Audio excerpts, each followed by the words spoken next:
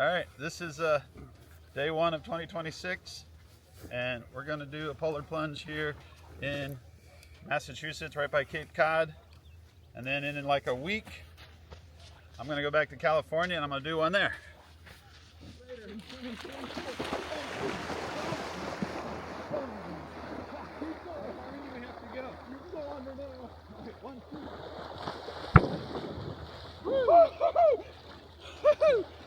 That was awesome! I'm so warm!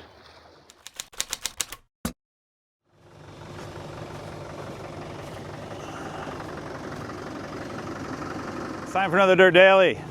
Today I am in sunny Massachusetts out near Cape Cod. I came out here to see my brother.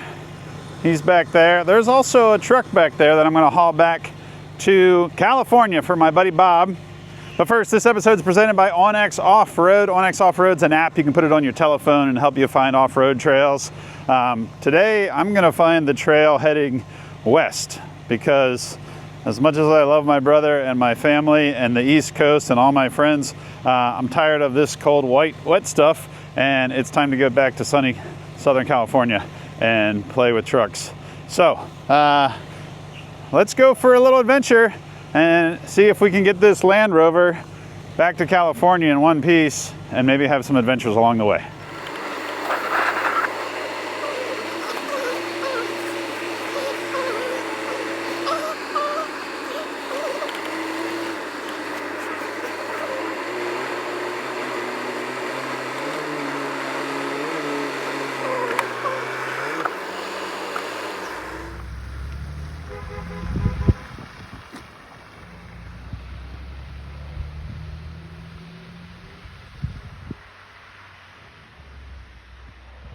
I'm in New Haven, Connecticut. I stopped and I found a coffee shop. I got a cappuccino because I like these. It's pretty good. It was actually at a place called the Coffee Peddler.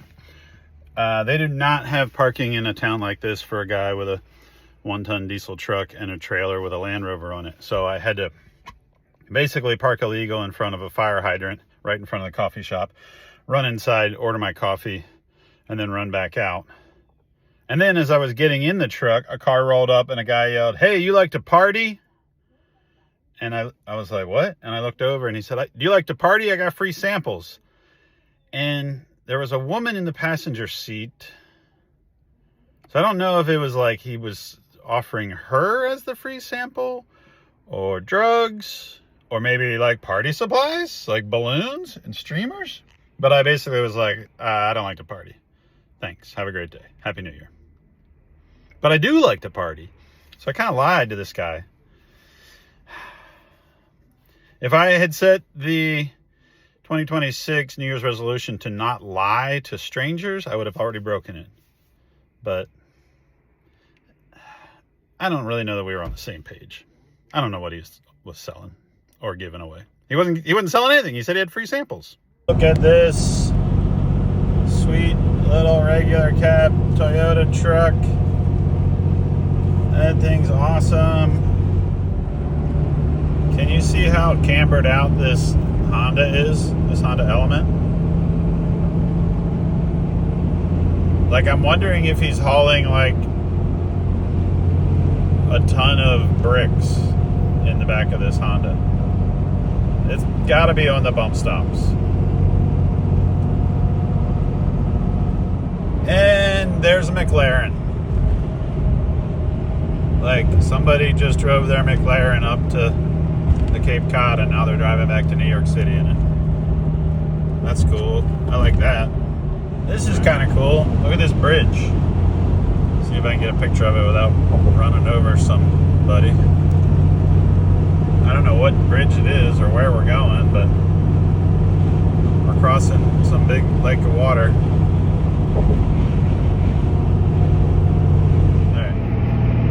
These people suck driving here. There's 3 lanes. There's the right lane for the slow people, which is 90% of you. And then there is the middle lane for the faster than slow people, which is for the guy with the 1-ton truck towing the red Land Rover. And then there's the left lane for people that really want to get somewhere and they're hauling the mail. But all of these idiots want to sit in the middle lane, my lane. Get out of my lane. Get over there on the right, where you're not going to get anywhere in anytime soon.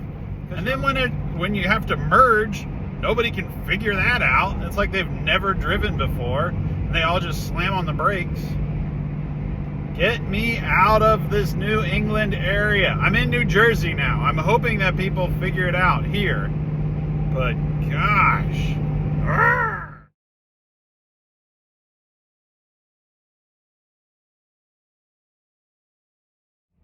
We did it. We got to the hotel. Now we're gonna go to Sheetz. Sheetz is the, oh no. I don't know if Sheetz sells diesel. I might have to go somewhere else. Does Sheetz have diesel? Let's drive through here. We need some diesel, and then we're gonna go to a place called Wegmans and try to get some ginger shots and some stuff to boost my immunity, because I've been hanging out with little kids and doing cold plunges and traveling and being around people that are sick. So I'm gonna get healthy, and then we're gonna go back to the Holiday Inn Express and go to bed. And Batman's excited because he's gonna get some hamburger for dinner. Who likes this? Who likes when you do this? And you hit the automatic thing and it just clicks. It's like, come on. I don't want to stand out here in 13 degrees and pump fuel. Ah! Whoever owns Sheetz, I'm gonna come find you and punch you right in the neck. This is bullshit. It is day 2 of my travels across America with this Land Rover. And unfortunately, everything is covered in this salt and road dust and road grime, because it's been snowing and raining and hailing and just making a giant mess. The weather has been like in the teens for a lot of this trip. But I just landed in Akron, Ohio, where I'm gonna go to Gearstar Transmission and get a brand new transmission. Let's go check it out.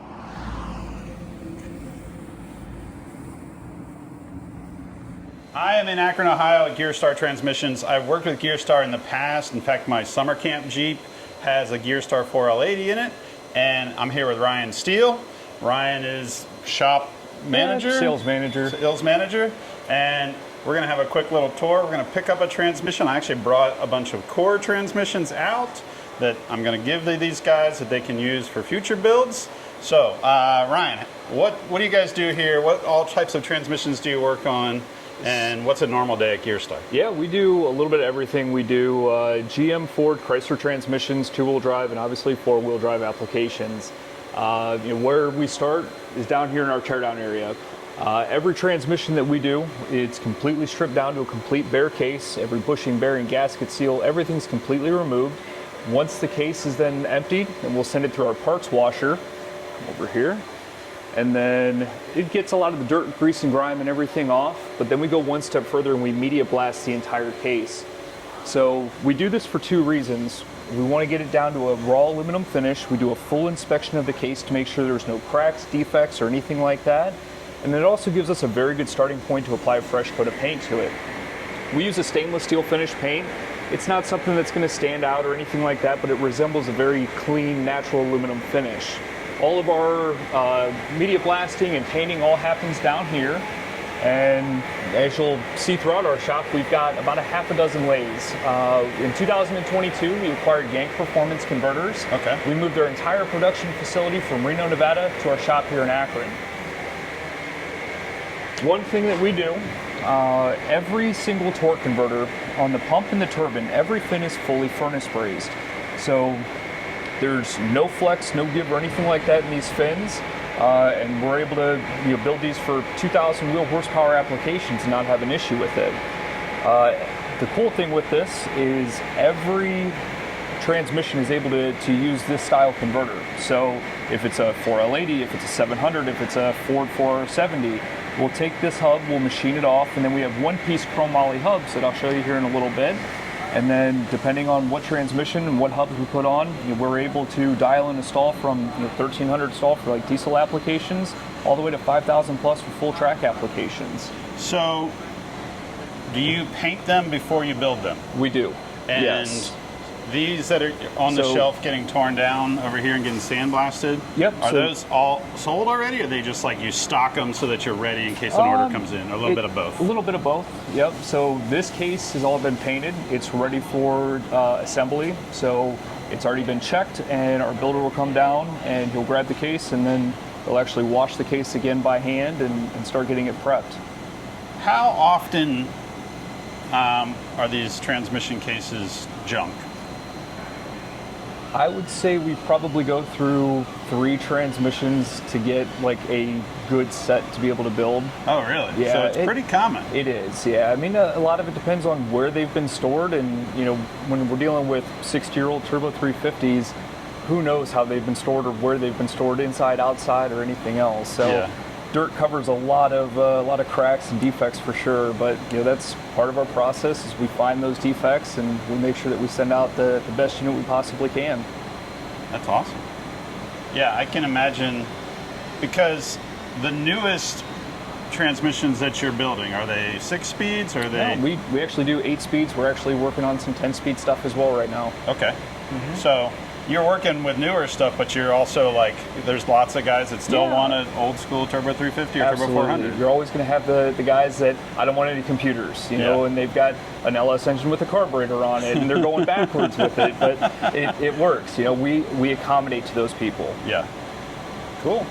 And you'll ship to just about anywhere? Yeah, we ship all over the country, and we actually ship internationally as well.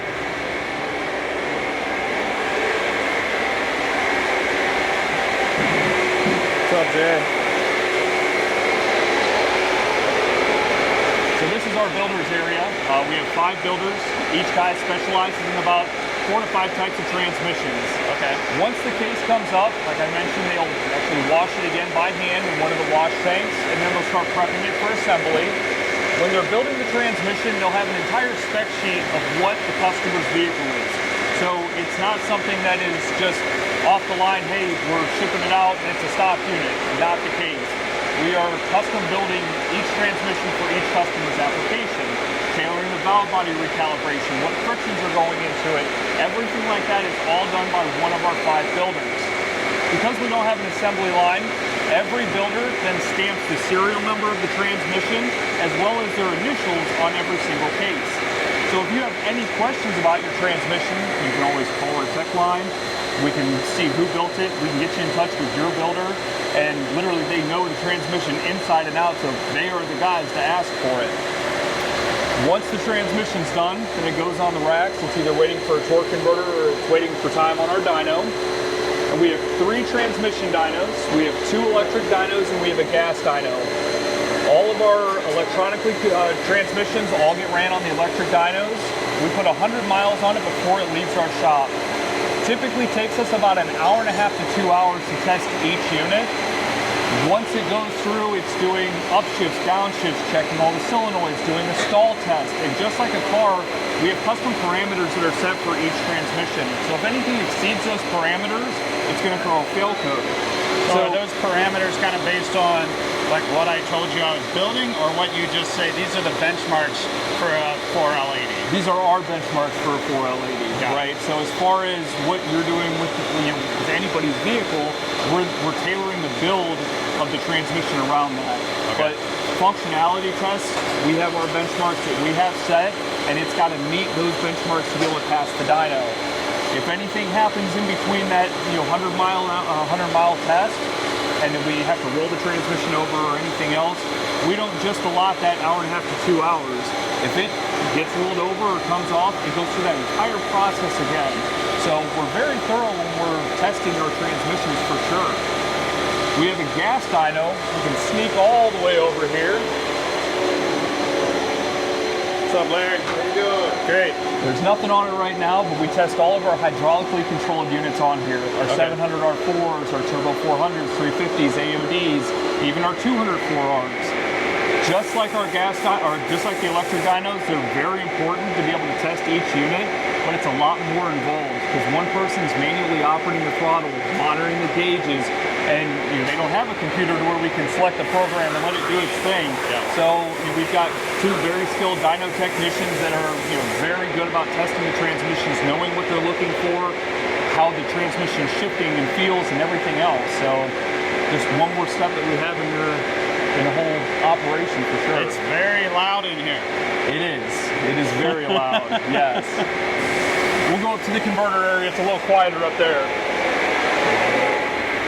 So the one thing I noticed when I ordered a 4L80 set up for 4-wheel drive with an LS engine in front of it, and I sent in all the specs of the project vehicle that I'm going to put it in, which I'm not going to tell you about just yet. But after I sent that information in and Ryan and I were discussing it, then about a couple weeks later, I got an email with a video of my transmission on the dyno and running through all of those tests.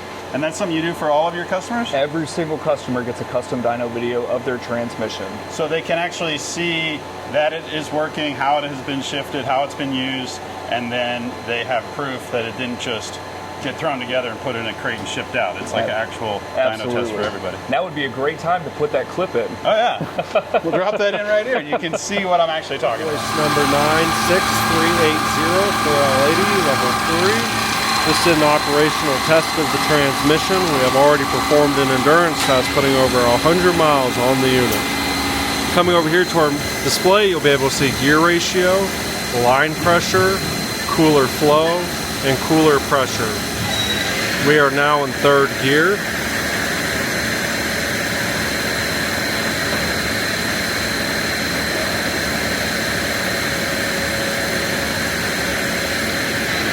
Lock up on.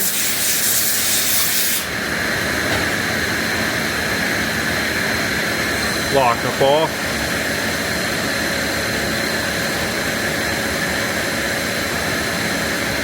Lock up on.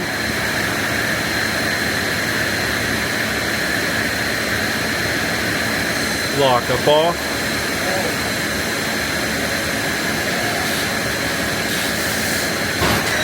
4th gear.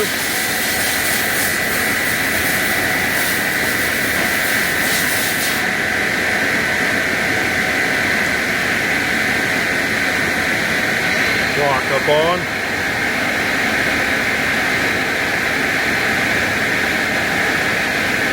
Lock up off.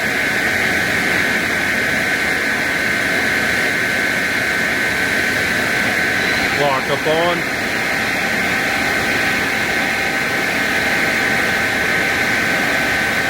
Lock up off.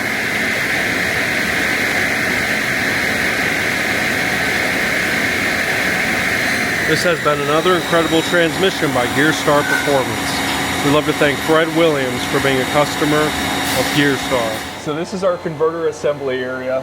Ron is our master converter builder. So as we were looking at the pumps and the turbines down at the lower level, this is what they look like when they come up. So the hubs have been machined off. They're ready to accept our one-piece chromoly hubs. Same thing with the turbines. Okay. And let me grab this here. So this is a sample of our one-piece chromoly hub. Okay. So there is no weak point in this. It's not a butt joint style flange. It's all one-piece chromoly steel. So once the pumps and everything are ready, we'll do a weld on the hubs. We have 2 finish welders. They auto-rotate. We do set the gun angle, but it provides a very high-grade machine quality weld. We're usually about 1/1000th of an inch from being perfectly center of all of our hubs.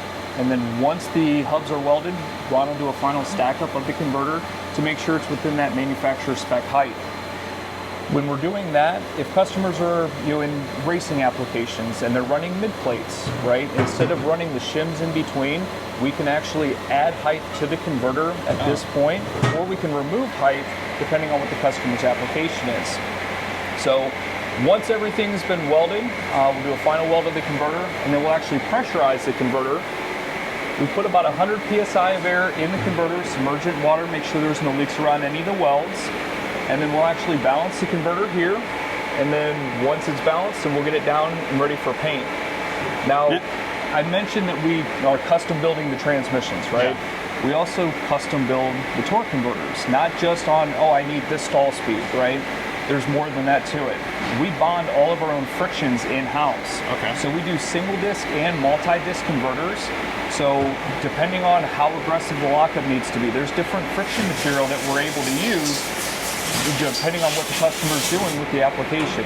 You know, we can do like a OE style feel or like a high energy style, more aggressive lockup. Now, I've heard people talk about a billet converter. Yes. Is that something that you do, or is that something completely different, or is that part of this? All of our converters are all considered a billet converter. Okay. Right? So it's a billet back cover. They're billet hubs. We do custom stators and everything as well with it. But the hubs and the cover make the biggest point. So and then in a factory application, would that not be billet? It would not. Would that be like a stamping or? Okay. Yep. Sure. But these are all of our billet covers. Okay, so this is the back part. Yes, this is the back. This is the back cover that we bolt to the flex plate.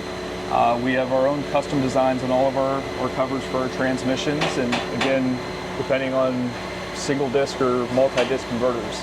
And when they change the stall of a converter, what are they actually changing? It could be the diameter. Okay. Could be the pump and the fin angle inside the pump, and it could be the stator. Okay. So there's a lot going on. There is. Yep. Yeah, I've always kind of felt like the stall of a torque converter is kind of like part of the magic. It's the black magic of the automatic transmission, which is even more magical to a lot of people. So, yeah, you're not the only one. Yeah, I mean, I like working on cars and I like building trucks and doing suspensions and welding. But building automatic transmissions, I was like, I think I'd rather go to somebody that actually does this every day. Yep. Not that I couldn't do it. Sure. But I think, like, if I was gonna do it, I'd be like, let's start with a turbo 350 or something really simple before stepping up to a 4L80 or a 6-speed or 8-speed. Absolutely. Yep. Yeah, Dave Myers is the founder of Yank Converters, and he stayed up. He's still on board with us, and he is the absolute guru when it comes to torque converters. He's done a couple like tech videos and everything for us, and when we were out at SEMA, he did a couple of them, and man, it's very, very good. And all of our shows that we go to, we take a cutaway converter with us. Yep. And everyone's like, I've never seen the inside of the converter before. It's like, yeah, well, here you go. Here's your chance. So it's very good. It is kind of like magic. So you guys went to SEMA this year. What other shows does Gearstar go to? So this year was our first year at SEMA. We also did Dino's Get Down for the first time this year. We will be at the Grand National Roadster Show next month. And we're also doing Barrett-Jackson in Scottsdale. Okay. So that's kind of our spring show schedule that we have right now, and I'm sure there's a few more on the list that we'll be working on for the summer. So I'm sure the majority of your customers are car guys, hot rod guys. What percentage does the off-road and the four-wheel drive fall into? Still a very big part of it, for sure. Yep. I mean, you can only get so much out of a stock transmission, or you can only do so much going through like junkyard builds and everything before like, I'm done. Give me something that I know is going to work, because I can't take this thing in and out anymore. Yeah. And that's where we come in, right? So your guys that are doing 35s, 40s, 42s, anything like that are mall crawling or rock bouncing, anything else, we can accommodate all of those builds. Yeah. So this is our shipping and receiving area. You won't get one of these, but these are the world's most famous crates that everyone has seen on TV. I have had these in the past. So all of our transmissions, when we finish them with the dyno, they're full of fluid. We typically drain about 2 to 3 quarts of fluid out of the transmission, and then that allows for runoff from the converter back into the pan. We put in a transmission fluid-proof bag, and we then plug all the holes and everything else. Once it comes up to shipping, transmission is then secured inside the crate.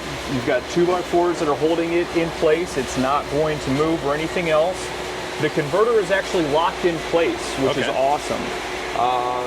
There's a bracket that we have on. You don't have to remove the converter to put fluid in it or anything else. When you're ready to install the transmission, you'll unbolt the bracket, bolt the transmission up. Make sure you remove the torque converter bolts out of the converter when you go to bolt it up. But This is how you get it. We've got our full installation packet with all the torque specs, fluid capacities, everything like that for it. This is the serial number and the stamping that I was talking about earlier. So this invoice is 10554. Dave Roberts is the builder on that. So not only is it stamped there, but we also have a tag on every single transmission with customer's name, the invoice number, and the entire application as well. So very detailed when it comes time to, hey, how do I know this is my transmission? Everything here is for your vehicle, is showing what it is. Yes. In multiple places. And you ship all over the country. We actually ship internationally as well. Oh, wow. Perfect. Cool. It's pretty wild. It is. There's a lot going on. Look at all of them. They're all stacked up. Yep. So are these all done? They're ready to go into the crates? Yeah, some of them are ready for customer pickups, and then some of them are just waiting for this crate to get moved and ready to go, loaded in the skid and processed for shipping. So I'm picking up a 4L80. Yep. When was the last year General Motors used those? I want to say it was mid to late 2000s. Okay.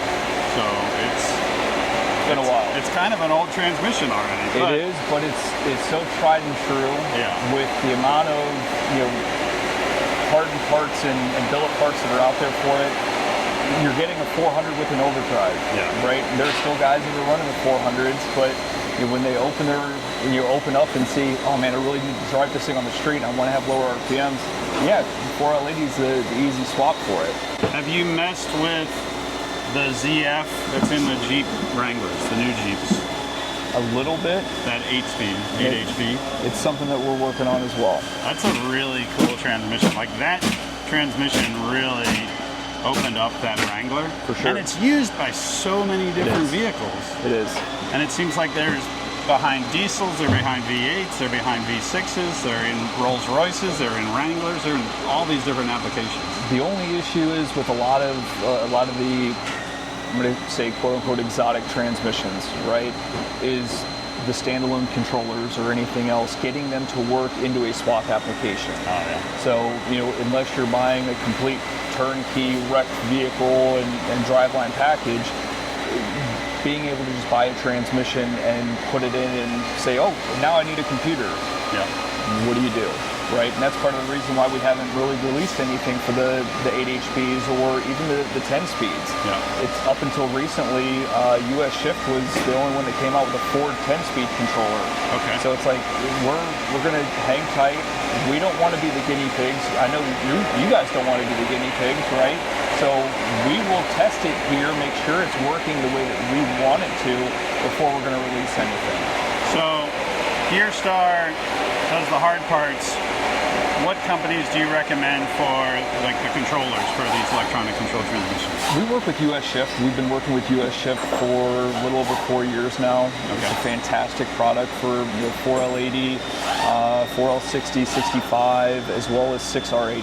Okay. Their system is very basic, but it's awesome because we can data log with it.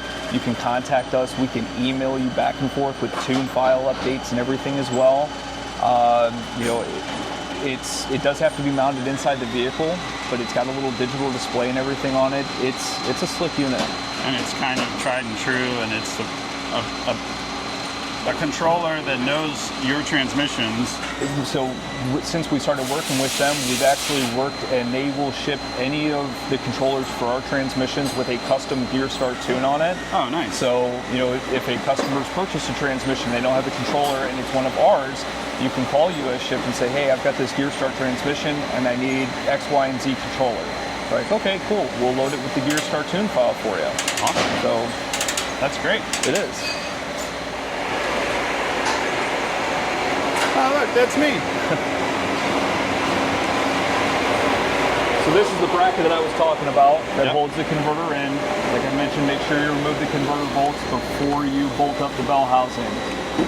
The transmission has 6AN fittings on it. They are capped. The Perfect. dipstick itself is also, it's got a red plug in it. Yep. So If you tilt the transmission up, yes, it's going to be normal that you're going to have fluid coming out of it. Or if you roll it on its side, that plug's only going to be able to hold so much, right?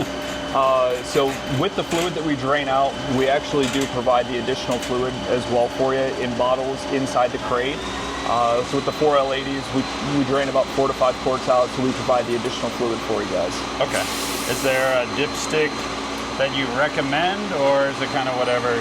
It really depends on the application, right? So we do offer like our hard tube style design dipsticks, which is only your OE style dipstick, but for applications that may be kind of tight, that may not be the best fit because you may need to go around or bend or do anything else. Low carb is a fantastic option. The flexible braided stainless steel dipsticks, yes, they do have to be mounted on the firewall, but to get somebody out of a pinch and have a dipstick there, that is the best option for sure. Cool. All right, let's put this thing in the truck. Absolutely. Yeah, perfect.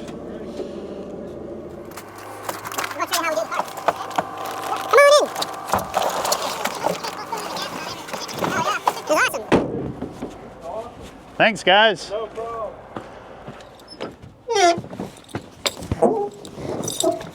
All righty.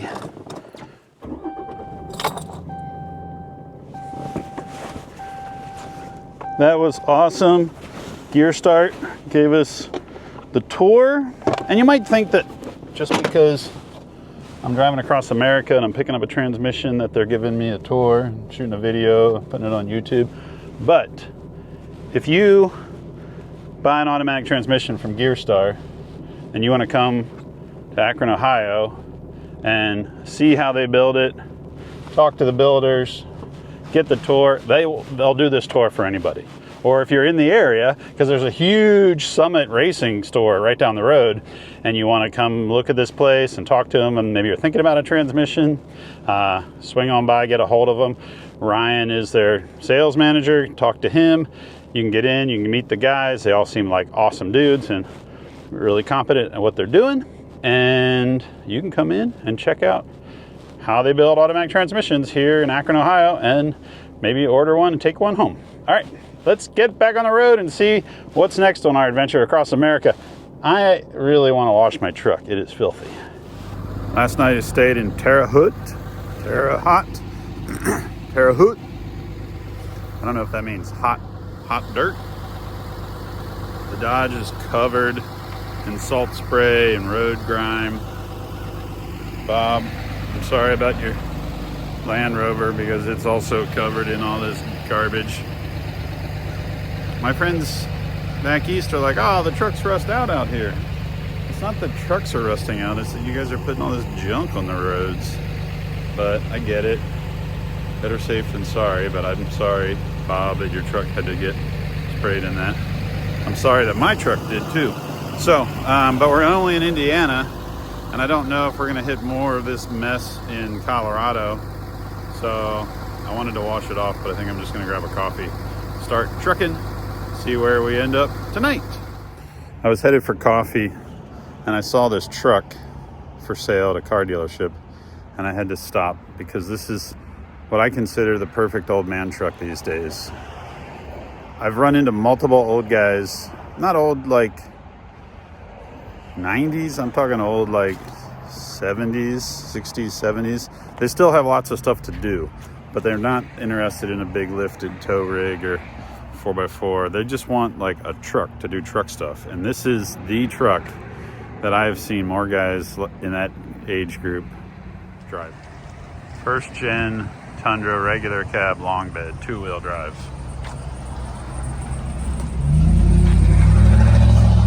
Look at that thing. It's like perfect. No extra frills. This one's probably a V6 truck. And it's awesome. I'm gonna hop up there and look at it. A little bit of faded paint, not a problem. Mismatched gas door. Got a bed liner. Bench seat with a fold down center armrest. Automatic transmission. Yeah. Perfect truck. I mean, oh, it's even got a TRD Toyota Racing Development sticker on. Race truck. So, if you're looking for the perfect truck as an old guy, or as a young guy, I mean, this is the truck I'd tell my nephew to buy. We all think we need big, crazy stuff with lots of doors and lots of seats, but nope, this is it. I like the color too. It's like this kind of silver gray, a little bit of purple, and the sky's just right. Sliding back window. Maybe I buy this truck. I'm not an old guy yet though. But dang, that thing's perfect. Look at this cool town. And look at this cool sign. Abe Maloui's Saratoga Bar and Cafe. That place is cool looking. How about this place? The 5th Street Nutrition. Yeah. Here's another one I gotta pull over and look at. Corey's Fine Footwear, ladies' men's shoes. Look at this one. Books, copies, computers, and coffee. I don't like cold weather, but Terre Haute has a really cool kind of downtown with cool signs. Here, let me show you. Cocktails on the bayou here at J Gumbo's. Down here's the Patty Shack.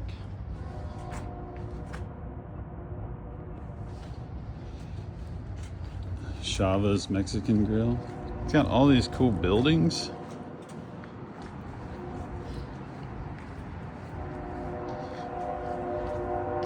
Barbotics Arcade. Look at that. Like, I'm not moving here, but this Asian market, just called Asian Market. Oriental groceries and gifts. Scout's Pizzeria. I bet that place is delicious. Yeah, see, this place matters. We support historic preservation ordinance of Terre Haute. I also support that. The Verve. Anna's Hands Soul Food. Oh my God, I love soul food. Do I need to move to Terre Haute? And this is where I'm headed, Federal. This place looks awesome. It's the 4th of January. I'm in Hays, Kansas, and I'm up before dawn. The nice part about driving west is every day you can get up earlier and earlier because you're used to the East Coast time. So today we're gonna get some miles in. I wasn't sure how far I was gonna go today. Still kind of playing it by ear, but I might stop in like the Denver area and see some friends. And then I have one big stop on the far side of Colorado. And then I just need to get home, I guess. I don't really want to go home. Home's just full of projects and work to do, where being out on the road's kind of fun. Though I'm over the Midwest. I'm kind of over Kansas. I'm ready to get to the mountains and Utah. I love driving across Utah. All right, let's roll.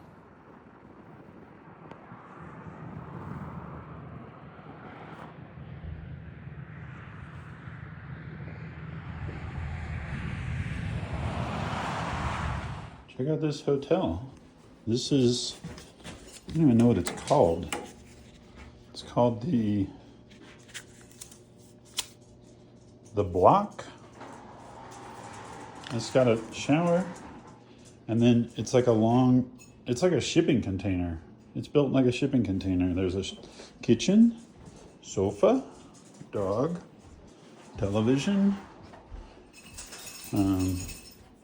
thing, bed, and then a view of the mountains or people walking by. That's pretty cool. Oh, there's an outdoor sauna thing. What do you think, Baxter? This gonna work for you? It's just a little bit wider than me. And now that I'm looking at this wall, it looks like it's actually made out of a shipping container. Or maybe, I don't know. It's super skinny.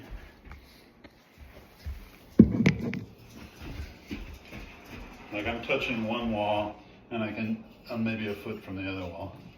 So that means it's like 6.5 feet wide. dig it. What do you think, guys? Can we stay here tonight? This will work. Look, there's a sofa. I turn out all the lights. There's Christmas lights across the street from my bed in my weird little, fancy little shipping container hotel. Yesterday it was 70 degrees in Colorado on my drive across America with Bob's Land Rover. Today it's snowing. I am up in Silverthorne. I stopped at this really cool hotel. It's rad. It felt like it was made out of shipping containers, so it might be, but I don't really know. And now I am gonna head down the road. I think I'm gonna go find a coffee. They had coffee at the hotel, and the first round was pretty good, and the second round wasn't very good. So I'm gonna find one more coffee, and we're gonna get the big Cummins rolling and try to get Bob's Land Rover over the pass. I love Colorado, it's rad. All right, let's roll.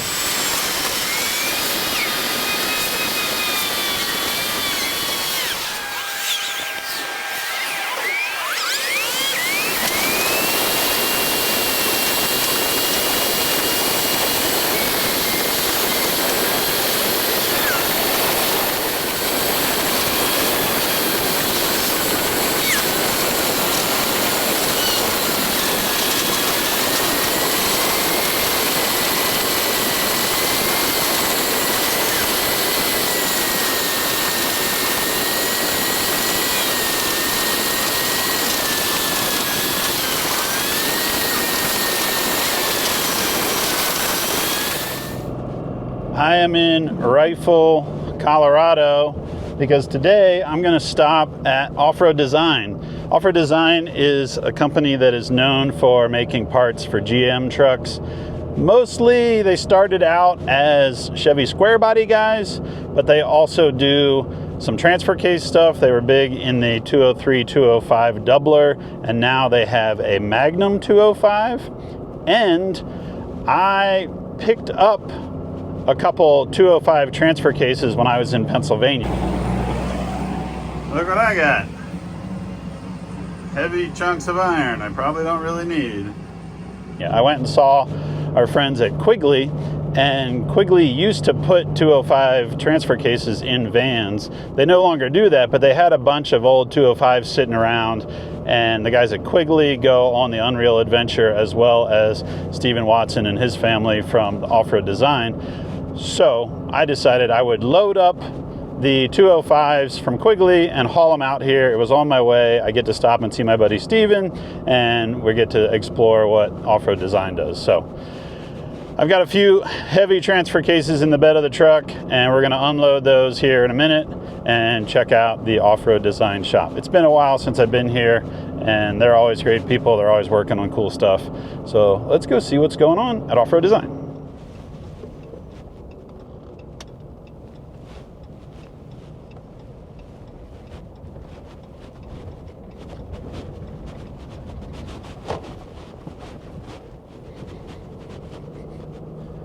Look at all these trucks.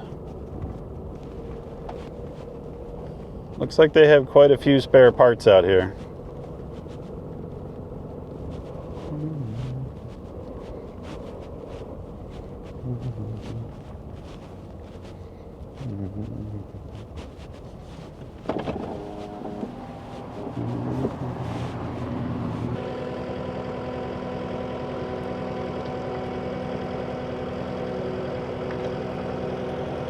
That's probably good. I'll just have to walk them around.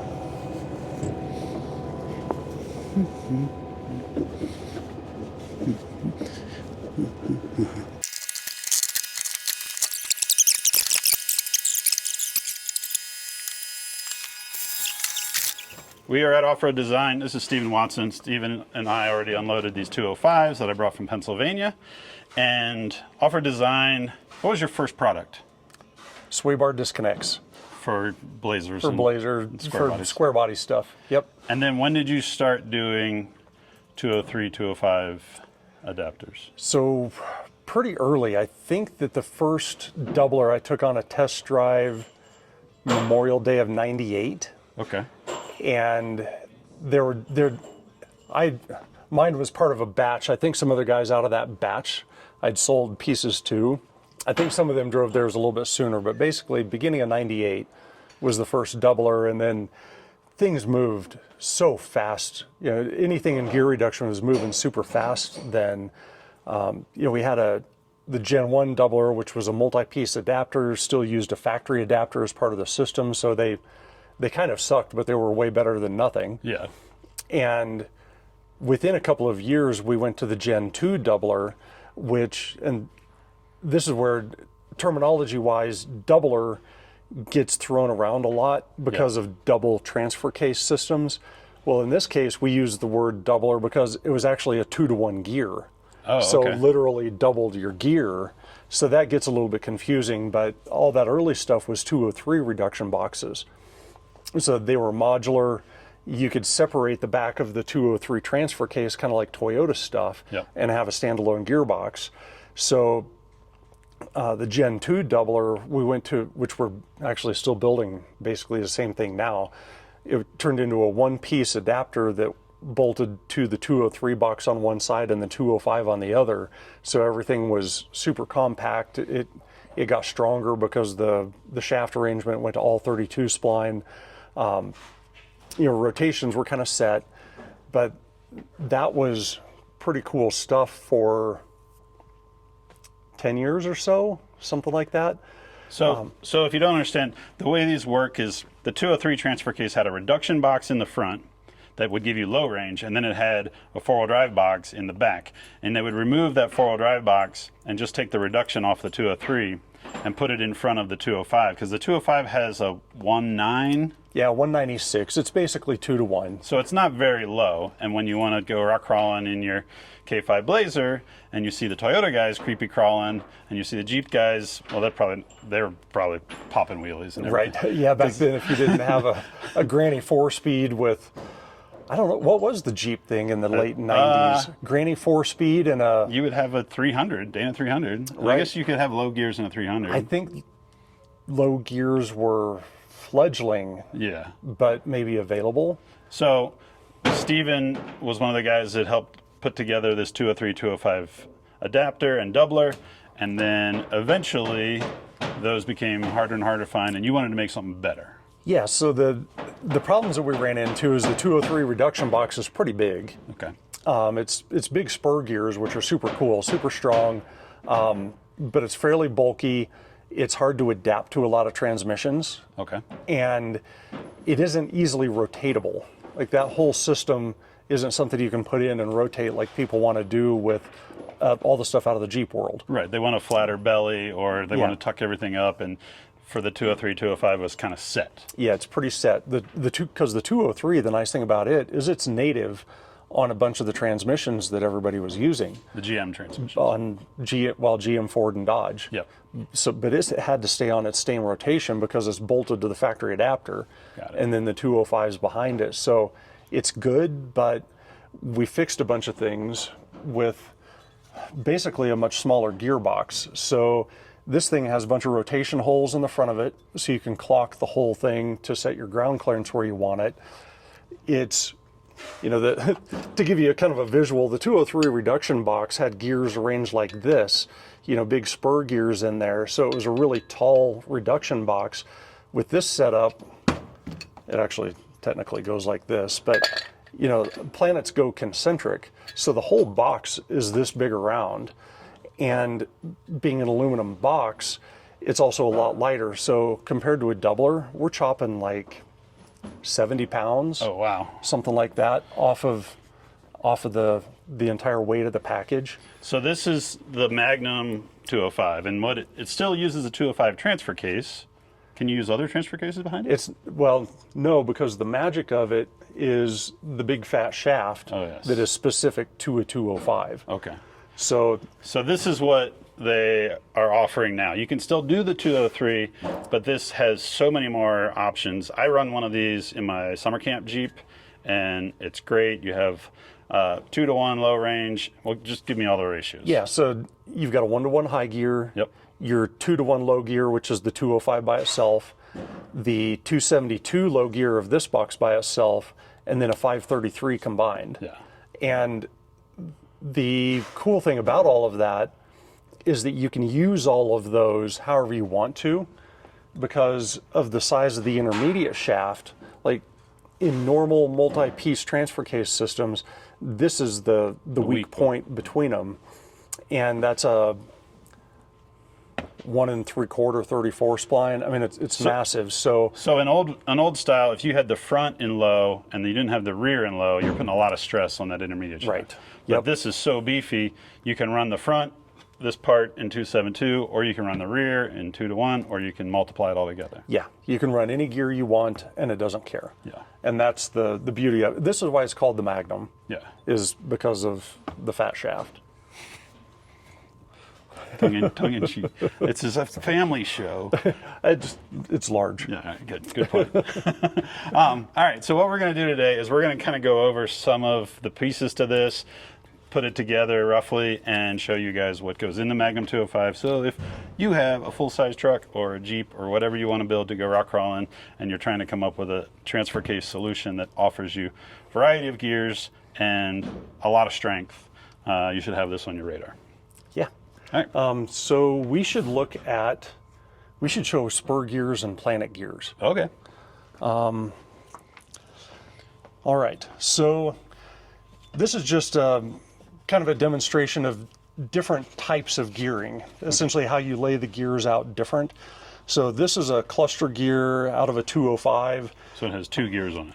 Yeah, so this is small to large, and then you would correspondingly, with an input gear, you have a small gear that meshes with it. So you go input small to big, Yep. and then you go small to big again. Okay.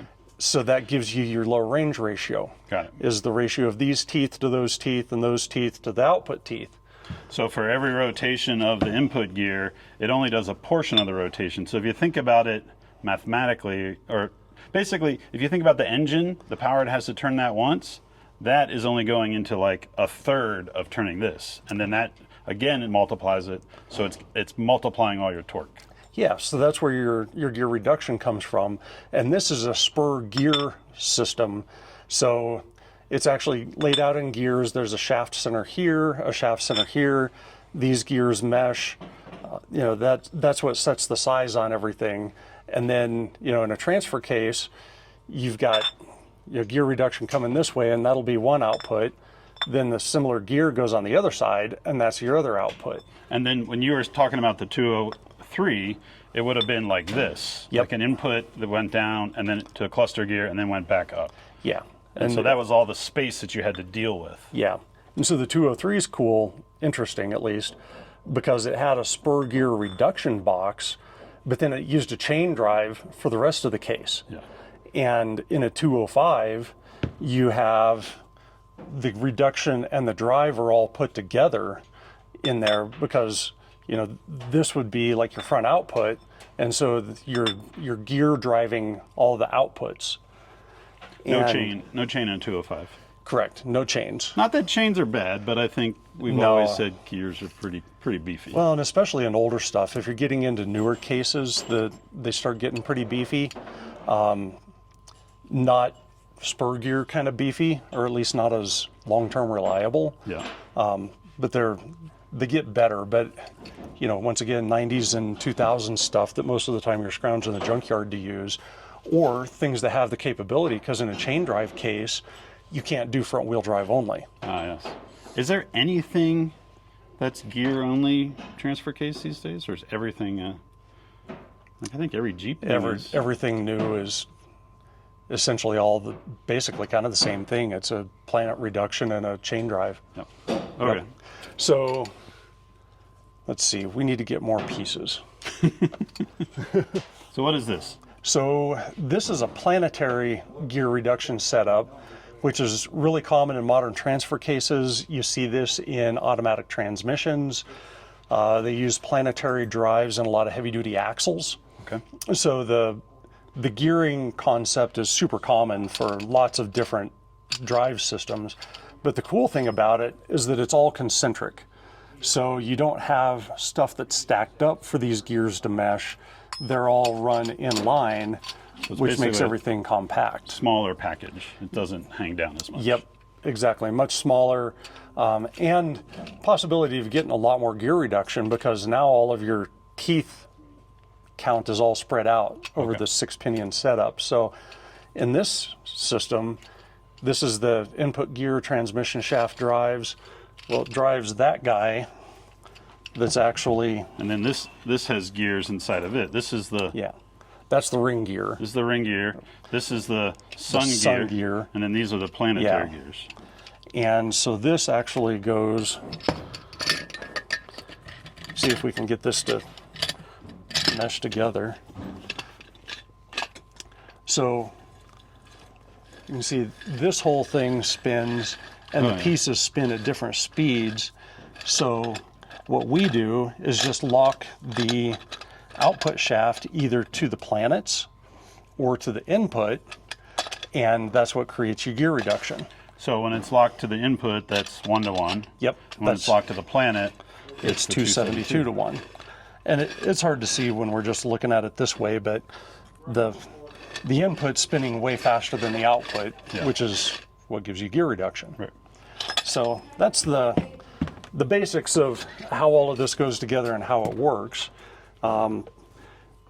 This piece is sort of the magic.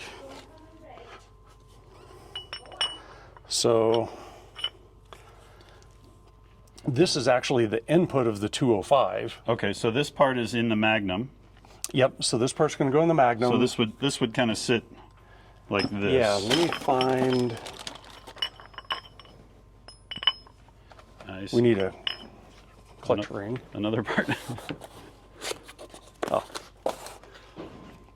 Yeah, so this piece is the magic. Okay, that's the part that shifts. Yep. And so it's going to spline onto this shaft. Got it.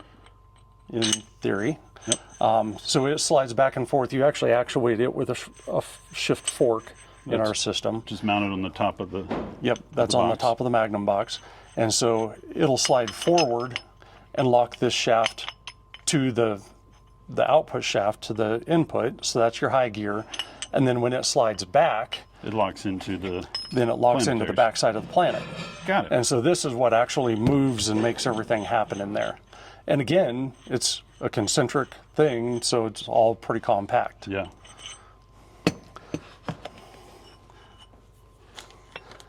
So is that the same way that I'm assuming this is the same way a modern transfer case works? Yeah. But you just applied it into like a reduction box in front of... Yep. Yeah, it's taken all the same concept and just putting it into kind of a standalone box to shift a second complete gear drive transfer case instead of a chain box. So the part of the magic of this is because this is a factory gear reduction set. This planetary so the set. whole planet set has been in use by New Process, then New Venture, now Magna. This has roots in 1996. Okay. 95, 94 and a half technically. The roots go back farther, but they changed the gear pitch. Okay. So basically, early 90s, they came up with this style, and it's still being used. And they're all 6-pinion, or some of them 3-pinion? Or? In Jeep stuff, you find 3 pinions. Okay. So a big upgrade in 231s is going to a 6-pinion Planet. Oh, okay. Just out of the trucks. Yeah.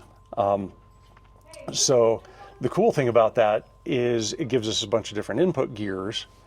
So there's all kinds of different spline counts to go onto different transmissions. So you have a Turbo 400 or Turbo 350 or 700 R4 or 4L80 or 6L80 or... Somewhere in the neighborhood of 20, somewhere in the low 20s. Wow. Number of input gears that are available.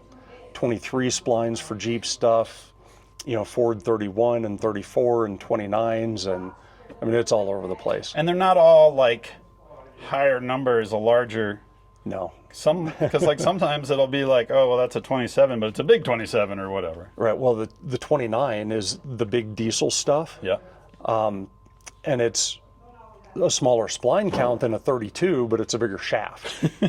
So it's a different different spline pitch is what it comes down to. So it isn't always linear like it seems like it should be. Right. Got it.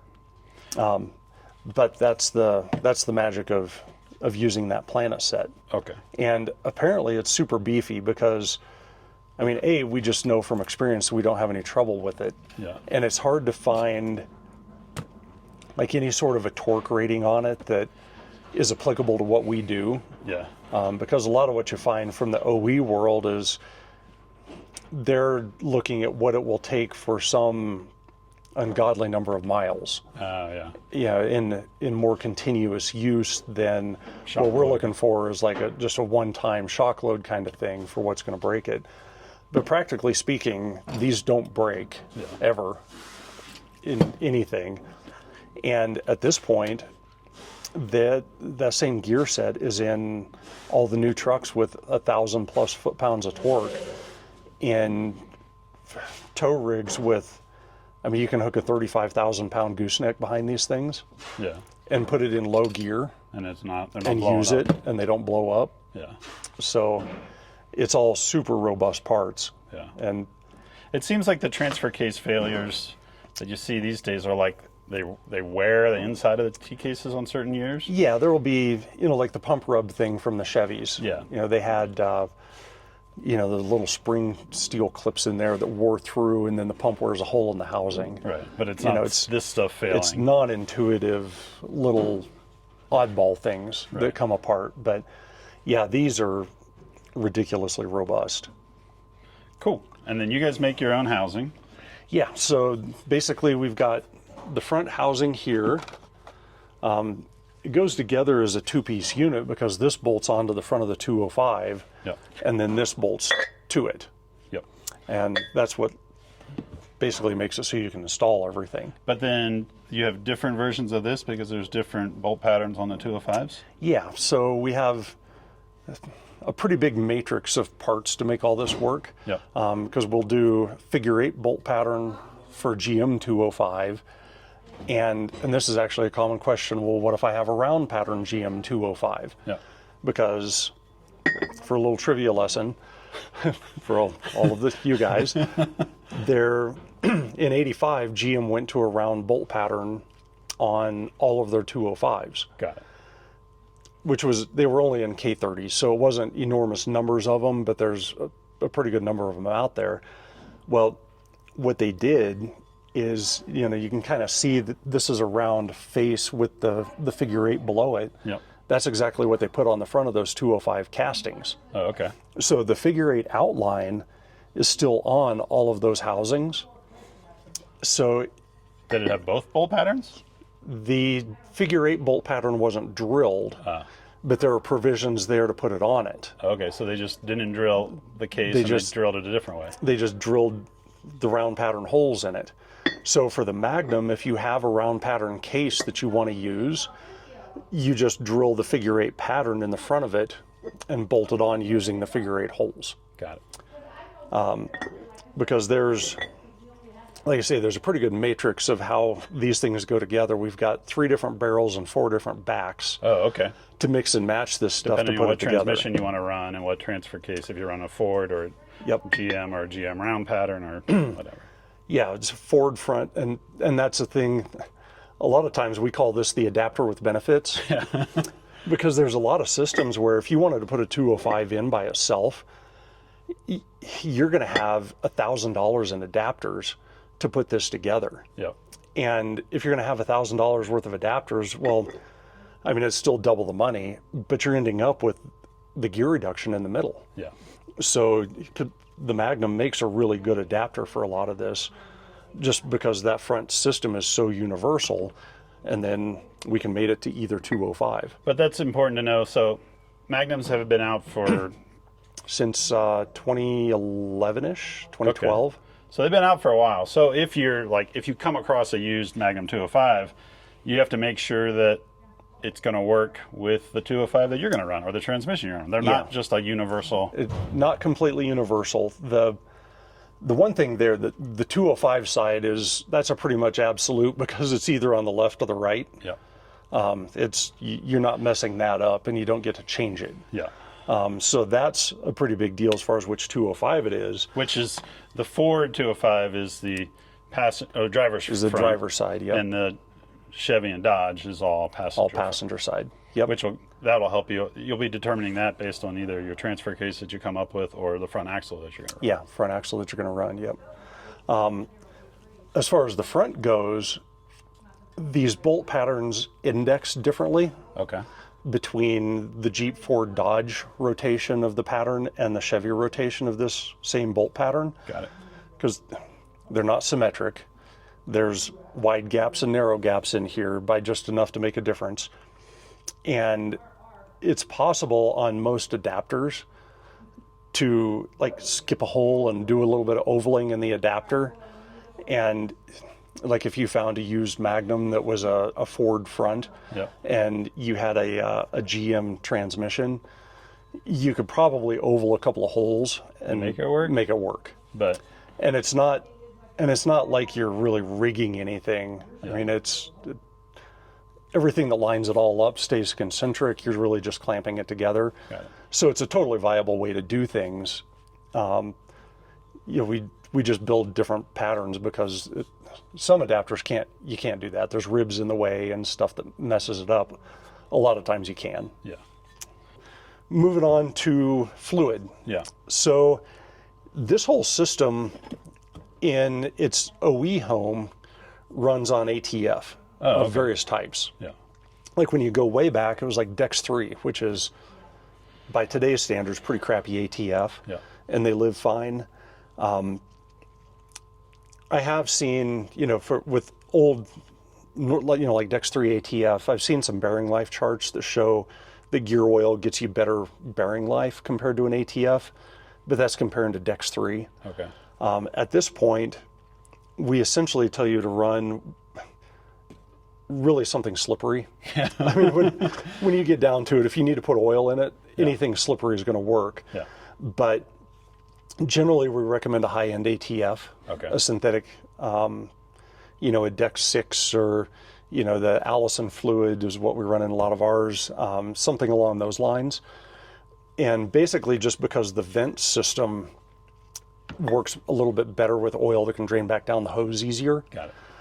Because these things are actually kind of hard to vent because the box is so compact. Yeah. They Like to bump it out a little bit and then. It's hard to even determine. Some of them are bad about spitting and some of them are not. Yeah. Our 99, we drove to Alaska and back and never messed with it. The one on my Blazer, if my catch can's not set up just right, it will spit half of its fluid out. Like in the world of aftermarket transfer cases, that seems to be universal. It's kind of how it goes. I don't know why. I don't know how the factory ones seem to never do that, but the aftermarket ones all seem to. And we've run into some weird stuff. Yeah. We had a guy with a 14 bolt that would pump its fluid out. Oh yeah. Well, do you remember Keith Bailey? One year he put all of his vent lines up to one catch can, and he pumped all the gear oil out of his rear axle. And I think it got sucked back into the transmission or something, but he ended up locking up the rear end and the transmission was overfilled. Way over full. Yeah. So, but it doesn't share fluid between the 205 or the Correct. transmission. Yeah, this is a standalone gearbox. And that's something I have this conversation often. Running gear oil in the Magnum doesn't hurt. And something like Roscoe's drivetrain, it's a 465 Magnum 205, and a couple of axles. It's like put gear oil in You all carry gear oil and put it in all of it. Right. And it's fine. Yeah. So it might be a little more efficient, but in a trail rig, we're not always looking for Yeah. It's not, none of it is going to hurt any of it. Right. People racing with this? People kick ass with this in races. So one of the things that doesn't get a whole lot of noise made about it, but is a fact, is there are some pretty top-end Ultra 4 racers running on Magnums in various ways. You end up with a couple of different configurations. One of them is fixing the planet reduction box on the back of the transmission and then feeding a divorce transfer case. That the UFO cars are specifically where this comes in. you know, we've had Gomez brothers on the podium with UFO cars with magnums in them multiple times over the last few years. So it's more definitely. likely that you're seeing magnums in race cars than 205s, because they might be running to one of the because they'll be going to an SCS. like a fixed case that doesn't shift. So the SCS is a full gear drive, non-shiftable quick change box. That's super cool. That's kind of a subject for a different story. But we used one in the Rock Viper when we built that on Dirt Every Day. Okay. Because that was the first, but we'd seen them, like we went down to Florida and Mud Bog, and a lot of guys, that's kind of where they started. Right. That and the marine world. Yeah. There's a lot of that. Probably like for... Yeah, V-drive kind of stuff. Yeah. But now, like, and that's the thing that's it's not talked about a lot in the Ultra 4, but people are constantly trying different, like, gear setups, and, like, is there going to have can they shift it in and out of four-wheel drive, or is all the gear reduction in, right? Or like they're running a Turbo 400 and then a Magnum, or do they run in like a 4-speed trans, and and now with the portals, it kind of complicates it even more. Yeah. So my buddy Kevin ran a 4L80. Yep. Didn't have a gear reduction system at all. Had a 3-to-1 first in the 4L80, and then we ran about anywhere from roughly a 1.5 to 2-to-1 in the SCS box. 178, I think, was the lowest, and that's what you had for rut crawling. Yeah. And it was barely enough. Like there were a couple of times that we had to load the got stuck in, jammed in some rocks, and had to load the converter hard to get out. Yeah. So it's not ideal, but in a race car, it's compact and not a lot of drag. And and there's so many other things that people are trying to, like, they want to get all the fuel economy, so they're like, why am I hauling this extra low range around? Yeah. But then you get one wrong line, and then you wish you had it. You get stuck once, and it becomes a big deal. Yeah. So, but yeah, Magnum in race cars. You have a race car. Yeah. What, are you running any of this stuff, or is it? Not yet. Yeah. At this point. But you bought the car done, and now you're kind of like rebuilding it and making it your own. So the big deal with this car is I'm trying to tinker with it less and race it more. Oh, that sounds like a good. I should learn from that. Tinker I think less it's and actually go wheeling more. I'm hoping it's a recipe for some success, but it's functional. We've got because it has an Atlas in it. Okay. Which is a pretty good case, not absolutely the best thing for racing Ultra 4. There's some techniques for driving around it. You got to kind of take care of it. Yeah. What I am working on is basically a Magnum SCS variant that is a little bit more compact. So hopefully it'll kind of go in place of the Atlas, and it'll be locked into four-wheel drive full time. Yeah. But that's really fine. Yeah. It works okay for that. So 205s, we were talking earlier, when's the last time they put a 205 in a brand new vehicle? Yeah, so production-wise, the 93 Dodge, I guess any of their 1-tons or their Cummins trucks would have had a 205. So that was it for production. And then they probably kept making them for a while. Like Quigley might have had some made because they were building custom four-wheel drive conversions. Yeah, so a Ford 205 was the end of the 70s. Yeah. But Quigley very well could have been buying Ford 205s later than that. Right. And then they also have to make them for replacement parts and all that stuff. Right. Yeah, but so that brings up my next question is, Alfred Design 205 case? Is it worth it? Are there enough out there that right now you don't have to do that? Or is it kind of, they're getting harder and harder to find? They are getting harder and harder to find. And they're old. There are still a lot of them. They are old, and cores, I just grabbed this low gear off of the scrap shelf because it's got a bunch of surface rust on there, and there are probably guys that would say buff it and run it, but we don't. That'll turn into yard art or something. We've also heard of guys that have forgot to put oil in their 205. And they go a long way. Yeah. Not that we recommend that, but we have heard of it happen. So they're pretty tough cases, but at the same time, like at some point, you're going to probably be like, I got to have our own. The next step is we can get most of the parts new. There's still a couple of parts that we need to keep working on, coming up with actual new parts. Yeah. And then at some point figuring out a housing Yeah. is going to be the next thing. Either cast your own or machine it or all. Yeah. There's so many different. And And- it seems like, other than advanced adapters, it seems like there's been a lot of companies that have come and gone trying to make a transfer case. Yeah. Yeah, that it's a tough world. Yeah. And the 205 is a particularly tough one because one of the things, like, you look at the rise of Dynatrack. You know, we were talking about Jim just a while ago. The reason why Dynatrack could exist is because in order to put a Dana 60 in a Jeep, it had to be very custom. Yeah. Well, in our world, we don't. I mean, we sold like a small handful of custom axles to guys building Chevy trucks because a standard 1-ton axle goes in them pretty easy. Yeah. They don't have to be very custom. Right. Well, in this world, the 205 is kind of the same way. Yeah. It generally goes into the vehicle without needing a lot of custom work, no Yeah. matter what the vehicle is. So the millions of core 205s, you know, out of the millions that were built, the ones that are left as cores are very universal, very rebuildable. And there's still quite a few of them. Yeah. So a new housing, like the Lomax setup, Yeah. and they've got a special hook. I mean, they've got a 3-to-1 gear, so it's special for its own capabilities, but they still don't go through a ton of them Yeah.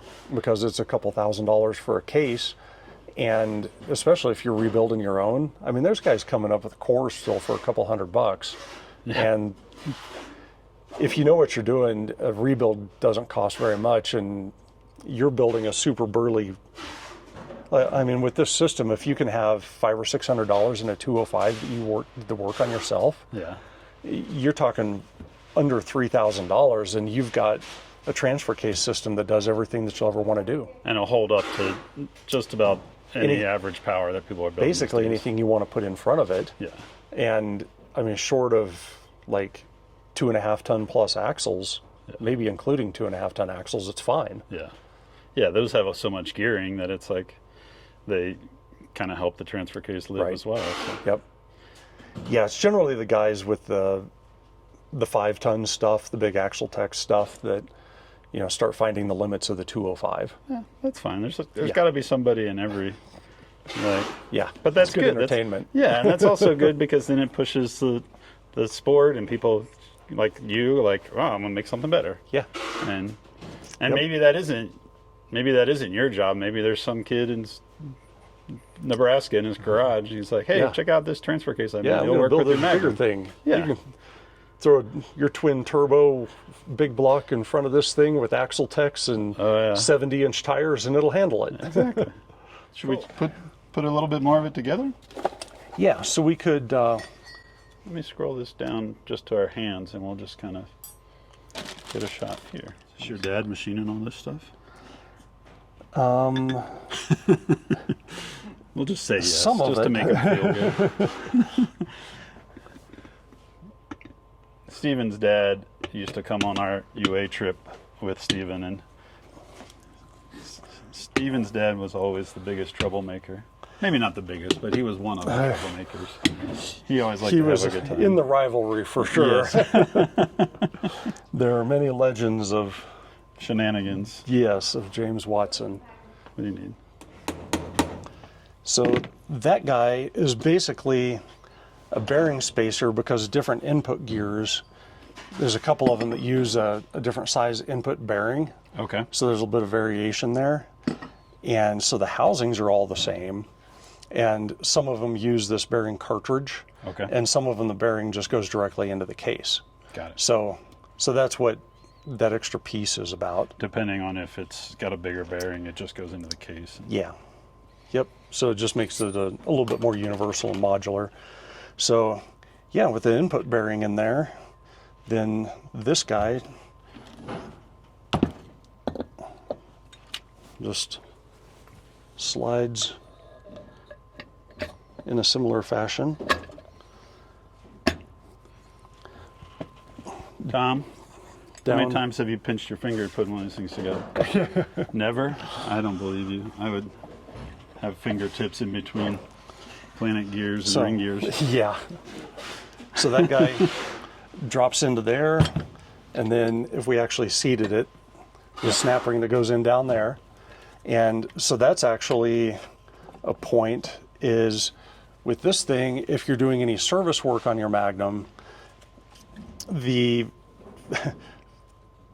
little puzzle piece out of all of this is that the snap ring is under the seal in here.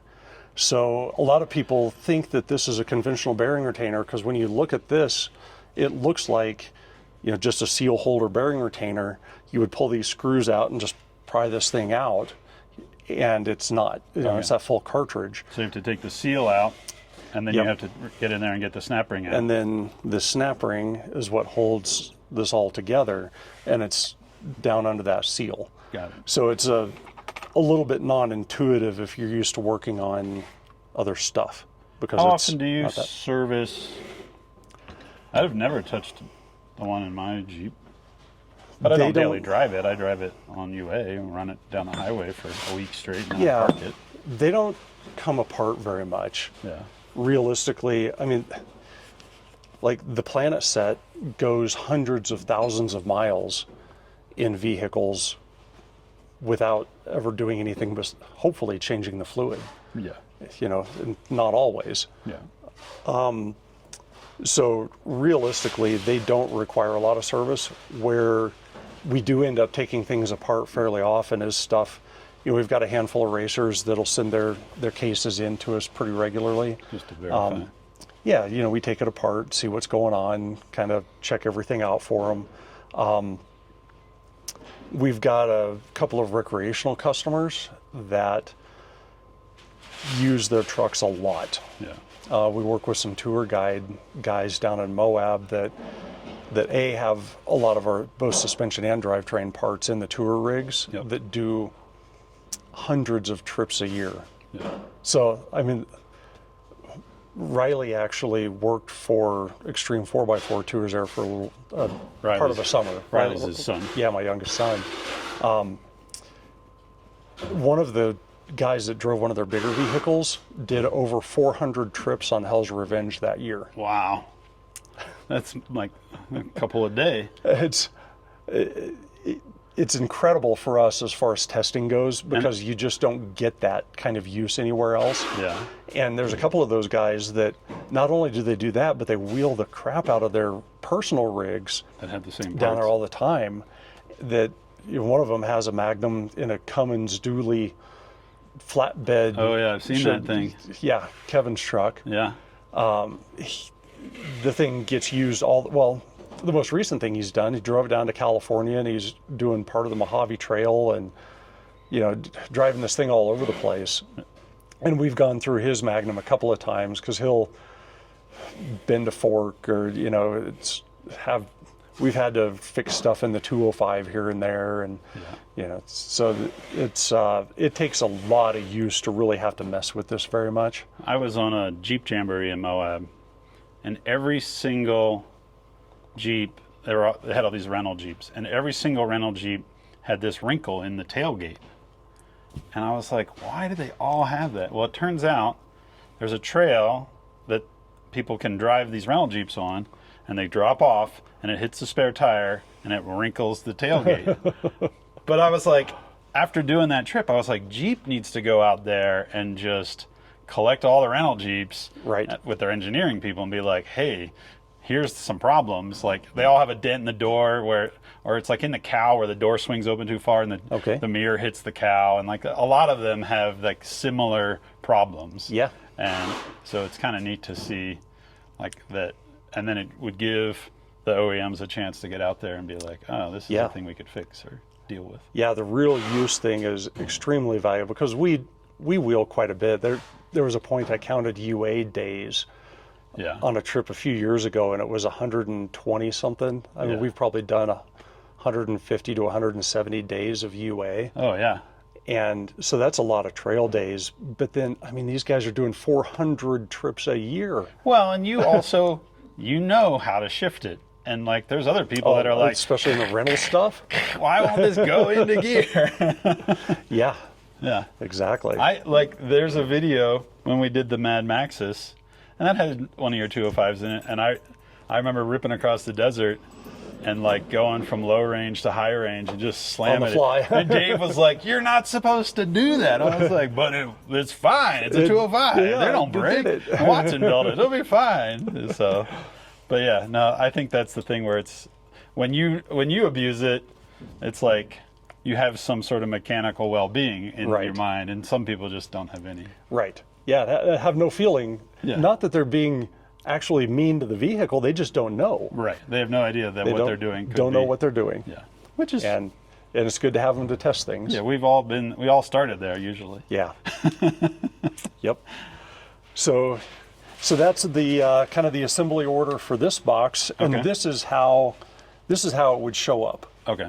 So when turn we that ship up here them- and show it to this. Yeah. So It would it'll show up. It would have the back on it already. Well, it'll be bolted on, but just hanging out there. Okay. So it'll show up with all of this installed, so you won't mess with any of this. Yep. It'll have the seal in it, everything ready to go. The shifter tower will be separate because the shift tower actually bridges. This one's still packaged, Between both sides. but the it goes front and the between the two, the front and the back of the case. So you end up bolting that on yourself, which is 2 bolts. And so when you get it, like I say, this will be on there. In fact, well, back. There's probably one over here that's ready to ship. yeah, we have.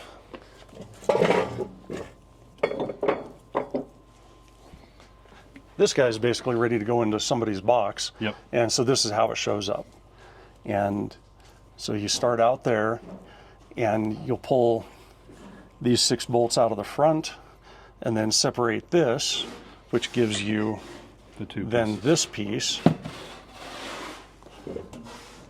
And you can get this and a 205 from Off-Road Design. You guys will rebuild a 205, or if you have your own 205 and you want to Yep. add a Magnum to it. Basically, the maximizing value thing is, like we say, if you start with a 205 and just put this on, then all that works out great. If you want the entire system, then we can do that. And at that point, it all shows up bolted together and ready to attach to your transmission. Yeah. So that's the super easy way to do it. Is it comes out and you just put it on the Super trans. easy. What's that weigh, Watson? Not everybody goes to the gym every morning. It's about at 170. 5 in the morning. Stephen and I were gonna go to the gym this morning, but I slept in and he had a cold. Yeah. Yeah. First time in a long time. 170 pounds, yeah. So you might want to use My your dad and I most people use a tranny jack. Yeah, The last one my dad and I did, we put in, manhandled it. we didn't want to do any more No, I than get it. that. That was about all. It Yes. probably wasn't a good idea. Cool. And then the shaft is Yeah, so like if you bought just the Magnum, you would assemble that part yourself. So here, and this is the magic of the whole thing. This is the 205 input. So this will come, I mean, it's got to go into your 205 if you buy a kit. So it comes like this, and you'll pull the 205 out of your case, and we're going to go show, we'll strip that new old stock, maybe, hopefully, Yep. case. And when we do that, then see we'll what show taking the input out, and we'll put this thing in. This is just a straight swap for the input on a Ford case for sure, Yep. because it's got to be the bigger bearing size. A little bit more 205 trivia. So Ford cases all used, like, this is one of the craziest things. Ford is notorious for switching things around in all of their vehicles for all of time. like multiple bell housings, how many different versions of a 351, you have to have this bell housing to bolt to that transmission and this, and that engine, and none of the pieces will interchange. They had a lot of engineers that wanted to put their name on something. They made everything brand new, like most of the time. Yeah. Yeah, and Chevy stuff, you can still bolt a Turbo 400 from the 60s onto a new engine. Yeah. Go to the dealership and put it on. Yeah. So whole different situation as far as interchangeability in most things. Yeah. But in the transfer case world, all of the Ford 205s, they had two variations, married and divorced. All the married ones were the same, Oh, wow. completely the same. Yeah. Somebody at New Process was like, no, we're not Right. messing around. They're like, we're not playing Ford games. This is what you get. This is fine and very strong. and this is good. Yeah. And it is good. It's all, they're all 31 spline shafts that are pretty beefy. It's a female input on the transfer case, so there's no spline weird couplers like Chevy did. It's a 6-bolt pattern that is still in use on some of their stuff today. Yep. So common, good. If GM had done that, we wouldn't have jobs because everything would just bolt together. Yeah. So that's the input bearing, and we can talk about that when we take that apart. But Yeah. Ford used the big input bearing on all of them. It's a 90 millimeter OD. Okay. Chevy, most of what they built was a smaller input. So they used a male spline shaft, had a double female coupler. It was all kind of cumbersome and wore out and wasn't all that awesome. But that 80 millimeter bearing is the magic. If that's the figure 8 205 case that you have to machine that housing to fit the bigger bearing, Okay.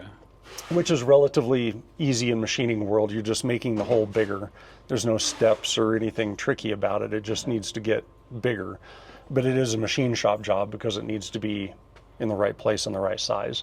But that's something you, like if someone bought a 205 from you guys, you would Yeah, do that. when we ship it, it comes already done. Yep. We machine housings here. It's a common machine shop job for being able to cut that out. So it's typically not too big of a deal, but it is something that you have to watch for. Cool. I think that about covers the Magnum 205. Pretty beefy. Well, the Magnum part of it. Yeah. We unloaded these 4 205s that came from Quigley that have unknown history, but one of them might be new old stock. That was what I was told when I loaded up. So we're going to dive into this thing. And some suspenseful music Yes. and Dun, dun, dun. cue this up. Is it true? What So you need to do, you'll split the episode right Yes, here and yeah. you wait till next week. Yes, come back next week to find out if I actually make it home. No, we're going to dive into this 205 and see what it looks like inside, and maybe it'll be pristine and perfect. Yeah.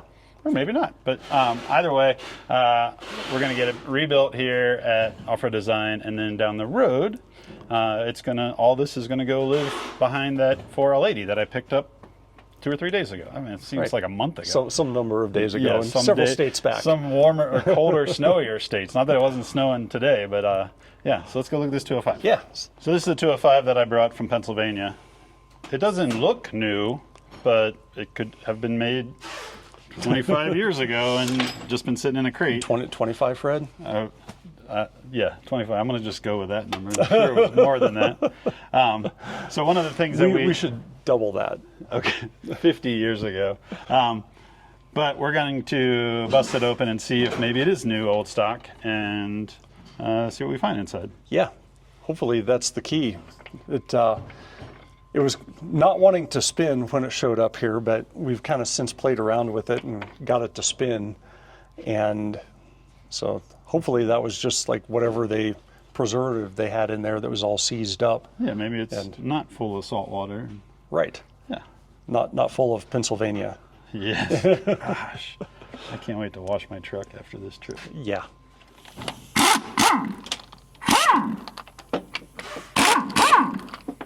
Have you kept track of how many 205s have gone through your shop? No. There's no We should have. There's no serial numbers or anything like that on them? No. So Wow, look at that. they've got Loctite on them. These have yellow Loctite, which might be a sign that You got a- they've never been opened. Rubber tapper? Here you go. Oh, there we go.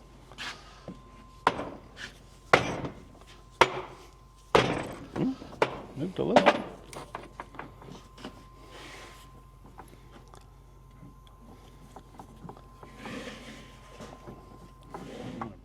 What do you think? I don't know. Let's I mean, that looks pretty clean down in there. yeah, that looks awful Cosmoline-y. That's pretty cool. There's Oh yeah, Still- but there is a little bit of wear on the there's teeth. blue. Look at that though. Oh, but blue there's paint on those. Yeah. Yeah, there's some. Oh, look at that. What's that? That pink? Look at that pink. That thing's never been in low gear. Oh, wow. Wow, that Do you have a flashlight? that makes me feel a little bit tingly. Oh, is this one? Oh, wow. Yeah, we need to pop that clutch ring off, but that thing, this is the real deal. That thing has never shifted. That's pretty cool. This is actual new old stock. Some dude in the 70s put that grease on there. What's this? Oh, that's normal? Yep. Yeah, not that's It's not like chipped. just as cast. It looks chipped, but it's normal casting. That's pretty neat. Dude, this is the magic right there. That tells you. Because as soon as that clutch collar tries to hit, It's going to scrape that paint it's going to off. scrape that paint off. Pretty cool. You have a brand spanking new 205. Neat. Is it worth blowing it apart anyways, just to kind of see everything else inside there? Well, really, so the next big thing that we were going to show is just looking at the input assembly to show The piece replacing that would be the replaced input for the anyways. Magnum. Yep. But wow, this is, we can go ahead and pull this output shaft assembly out.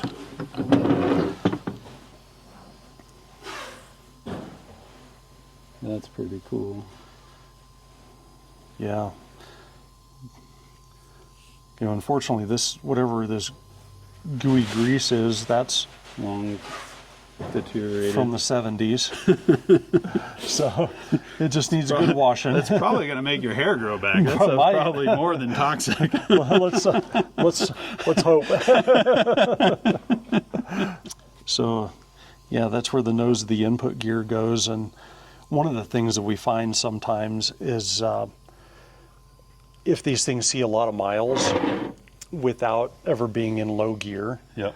is the bearings will just sit in one place on the input shaft, and they'll just rattle a groove Oh. in the input, in just one spot. Oh, so that's why you should put your 205 in low range as much You as should- possible. Your 205 wants to go four-wheeling. Ah, yes. It wants to be in low One range. less excuse. Yeah, you have to go exercise it. Yes. Yeah, that's really cool. We're going to have fun dissecting this thing. Nice. The seals are probably not awesome anymore because probably 1970s. Yeah. But all right, so for this thing, these snap ring plot. Well, you can yeah. see they used to have a full safety warning on them. Slightly modified. Well, they've been worn out and recut enough times Yeah. that this is what we have. Now now just take a little bit of safety. Don't Right. worry about all the safety. Yeah, that's what tells you how many 205s have been through here.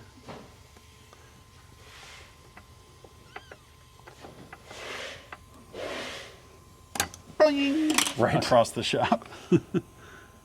So this is the point where things start happening as far as a Magnum install. So, if this was your 205 back at your house, Yep. you would pull that assembly, you could just leave that shaft in here, Okay. in this output housing. Yep. And then this guy, in theory, Should just fall out, but it's also been in there for right. 50 years.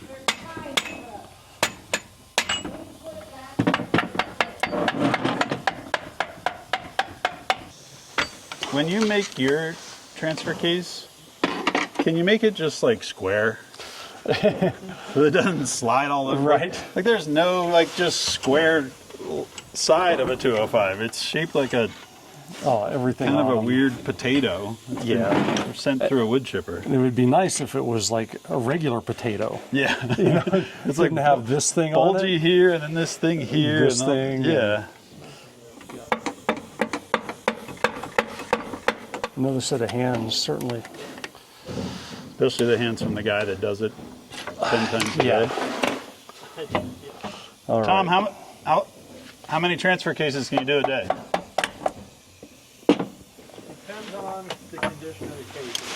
Some of the clothes you tear down, I can tear 4 or 5 easy down and then process and 4 or 5 a day. Yeah. and then set the good parts aside, get rid of the old ones, clean everything up. So we can get a few of them done. What do you see, Watson? That looks like brand new. I see brand spanking new gear teeth. Oh yeah. It's brand new. So this is being replaced, Yep. but you should put that in a box for a It's gonna go in a display case. one where if you take it out, like this giant ball rolls down Yeah. a canyon and tries to crush you. Well, it'll be like something will begin glowing. Yeah, so basically there's removing input gear. So to put the Magnum stuff together, man, this thing is, It's new. They won't forget.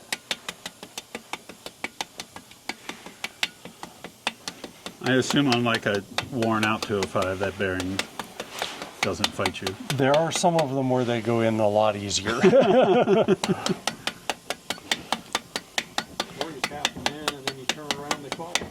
Now, Right. Now, when you send the Magnum, does it replace this bearing, or do people just reuse it? Yeah, we send a new bearing. Okay.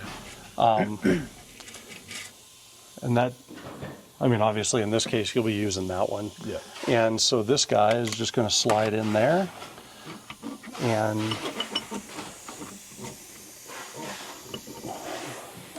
well, I got a little premature with putting the bearing in. But basically that guy's going to slide in. Yep. You probably have to tap him into the bearing. And then snap ring goes around the nose of it. And then you're ready to start bolting your adapter plate on. Nice. The back half of the Magnum. Back half of the Magnum. Yep. Cool. So Cool. Well, that's pretty cool that we have a very nice 205 to start with. yeah, this And- is super cool. So We got to show Steven something he doesn't get to see every day. Thanks to my buddy Tiger at Quigley that was like, yeah, this is what you need. Because now we have Wanna see a something brand cool? new 205. Here's another Watson boy walking in back here. They're all Whoa. excited. That thing is brand new. it is brand new. Isn't that cool? Yeah. This is a new old stock 205. Holy crap. There's pink paint on that low gear, on the gear teeth. So But do you think we should tear it all apart and clean it anyways, rather than try to run the... we will. The big question comes down to if you want to just leave this here and we'll clean it up and put everything together, or if you want to try to take it with you. I don't want to take it with me. Okay, because I'm not- practically speaking, we'll still go through and like run a tap through these holes. We'll clean everything up. Yeah. Yeah, put shift rails in it so you can have front wheel drive. I would rather... We'll drill and tap these holes. Yeah, I think I'm not in any rush to get to this project. I have a Okay. few other ones that somehow got in front of it, believe Yeah. it or not. Right. Weird. But I was like, and I'll see you at KOH, and I'll see you at EJS, and Right. all those things, so we can Yeah. get it one, or I'll come by here. Who knows? Yeah. I might be coming by here again if I sell some other car to somebody on the East Coast. Sure. So we should look at this Okay. kind of close up. So what we're looking at is, if you get up, we'll see how close this can get. See, these teeth are still have their nice little sharp point on them. And That's the one that came out of the, that's the brand new one. and then this one And you then can this see they're guy, kind of rounded yeah, off a if you little bit. look at this, you can see these teeth of, there's various versions of where, this thing's been crashed. I mean, like some guy slammed it into high range. Yeah, some guy was running across using the desert. his foot for shifting it. And so the funny thing is, even one in this kind of shape is probably came out of a case that worked fine. Yeah. But that's what you end up doing when you You can don't get actually- things timed right. Yeah. And then a lot of times on the gears, we'd have to go dig through the scrap pile, the bin to really pull one out. But when we're looking at the input gears, a lot of times there will actually be a step like embedded into the tooth of this where that clutch ring rides. Oh. Because these clutch rings, they're kind of the unsung heroes in there. The gears look super burly and cool. Yep. But they still have to engage. This clutch ring is what carries all the torque. Oh, yeah. You know, because this sits on there, this input gear spins, and the only way the torque gets to the output shaft is through this ring. Yeah. So this is the it of the whole thing, and you know, and it sits over. Do people those. break those? No, they never break. You see them worn. Yeah. You know, from People trying to shift basically them when trying they're to rolling. Yeah. making that sound with them. Yeah. But we've never seen one broken or teeth stripped out of them. Yeah. They're just super robust. Yeah. But what you'll find on stuff that has a lot of miles on it, you'll see where this interface has been riding on that input gear. Oh, yeah. And it'll make a step in the face of the gear and on the clutch ring. I'll have a little clunk. Yeah. You have a very long, happy life ahead of you Yeah. with this one. Perfect. How old are we now, Fred? This is going to last for Probably the the rest of it. the rest of it. Yes. So Fred's about 3 months older than me. I'm April 10th. You're I'm January 19th. 2019. Okay. Yeah. Yeah. So you got a little bit of a head start, Yes. Yes. just barely. But you've obviously got all the food, and I didn't. All right. Well, that's awesome. I'm stoked that this is a quality piece that we can start with. I'm really in no rush whenever we can collaborate to get back together, and Yeah. we'll get a Magnum 205 to go behind that 4L80, and That's one pretty standard stuff for us. We end up hauling things like this all over the country also. Yeah, the number of times we've met at Easter Jeep Safari and been like, oh, let me get those springs or whatever. So Yeah. because that's the other thing. Off-Road Design does the Magnum 205, they do the 203 205, but you also do Yeah, a ton of what we do, probably the majority of what we do is actually suspension stuff. Yep. A lot of square bodies, GMT 400, some GMT 800. The Blazer that I drove to lunch today Yep. is kind of our flagship. It's got our custom leaf spring setup on it front and back. you have slip yoke 241. a coil over link kit for the front, because we Where- did that in the Alabama Army truck before we went to Alaska. Yeah, and we're actually putting one on a Blazer in the shop right now. Oh, nice. You know, we could walk over there and grab a couple of Yeah, let's pictures go of over that and check thing. that 'Cause out. that'd be cool. So yeah, the Lincoln coil kit. You know, this setup for the middle of the truck. We were talking about how square body Chevys used to almost be something you would throw away, and people would steal the frame and then put a Camaro on top of it. And now they are kind of in a heyday. A lot of guys that wanted one as a kid or saw their older brother or their dad driving one, they're now buying them. They're now fixing them up. If you want to make your square body Chevy really work off-road, whether it's better leaf springs, better gearing, you got to talk to Off-Road Design. They also have bumpers, and these guys wheel them, and they wheel the newer trucks as well. So check them out, Off-Road Design. And even on-road stuff. Oh, yeah. That's one of the things. Well, that Blazer Yep. that I was driving today, it's sort of a byproduct that it works good off-road and in rock crawling stuff. Because one of the things that a lot of people don't know, the reason why I started doing this is I started taking some long camping trips out in the desert in Utah and just getting beat up. Yeah. You know, my Blazer had the lift kit of the time, which was some beefed up re-arch springs and 1-ton shocks, because they were the only things you could get at Napa that were long enough. Yeah. And it was terrible. It rode horrible. Yeah. And I came back from a couple of those trips. It's like, there has got to be something that I can do. And I started looking at the desert racing world and more in the regular off-road world and starting to put all that stuff together. But it was about ride quality, not necessarily going rock crawling, but then the entire world swung to hardcore rock crawling being the cool thing. And now the swinging back. overlanding crowd has brought back that dirt road ride quality. Yep. And one of the things that has happened with all of this is when you make something ride good on a rough dirt road to go camping, it also works great on the street. Yeah. And it's something, you know, all these square body resto mod kind of builds that we're working on, you know, those guys, one of the biggest things that I look at is trying to remove as many obstacles to using your hot rod as possible. Yeah. And where we come into that is we can make it to where your wife wants to ride in it. Yeah. It doesn't ride like a lumber wagon. It's not, you know, man, my buddy lives on the other side of the railroad tracks and we don't want to drive across them. I mean, it's, you know, or, you know, we're going to a party at a lake and there's, you know, 10 miles of dirt road to get there. Yeah, you don't know, just get beat up. And you're yeah, I'm going to drive my work truck instead of my cool truck because I don't want to get beat up. Right. It's like, well, we take that part away. Perfect. And make it to where you want to drive the cool truck. Cool. Thank you, Stephen. Yeah. I'm probably going to get on the road and keep driving. Yep. You got I'm not tired of snow, but 1,500 miles to go. yeah, I'm ready to see some Utah desert and get back. As much as I cringe to say it sometimes, I'm ready to get back to California. Right. Be careful what you wish for. Let's hit the road. It's final. So this is a Magnum ready to go on a pallet to send to a customer. So everything fully assembled, gearbox, you know, reduction box bolted onto transfer case. This guy's using CV flanges front and rear, so it's the full deal. Already has part of the shifter system installed. Already has like a mounting bracket, so if you're building this mounting cross foot, member. you know, that's the rest of the mounting kit that goes with it.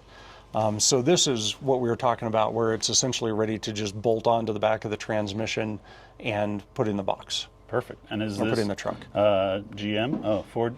Yeah, this is a Ford front, so this will be going on, it looks like that's a 29 spline input, so this was probably going on something maybe Cummins powered, something with a G56 or, you know, something along those lines, NV 4500 diesel. So the shifter for the Magnum, is that mechanical or is that a cable shifter? Or is that an option of both? Linkage. Linkage. Yeah, what we use is a linkage shifter, so you'll have a little Heim jointed linkage, comes off of here, lever in the floor that just moves this guy. You know, if the gears are lined up, that swings forward and back. And then all this stuff is just your normal 205 shifter stuff. And then 205 will have actuate the front output with one lever, rear output with the other. We use this transfer bar to bring our mounting point from in here that you can't get to anymore over to where we can get to. Cool. And that's it. There we go. That's what'll show up someday. I just stopped to see a buddy of mine, and we worked on a transfer case. We had lunch, and now I'm trying to decide which direction to go, like how much farther I want to drive. It's 5 o'clock in Colorado, and I just got on the highway going the wrong direction because I wasn't paying attention to the roundabout thing. So I don't think I need to drive a whole lot further if I can't even get on the highway and go the right way.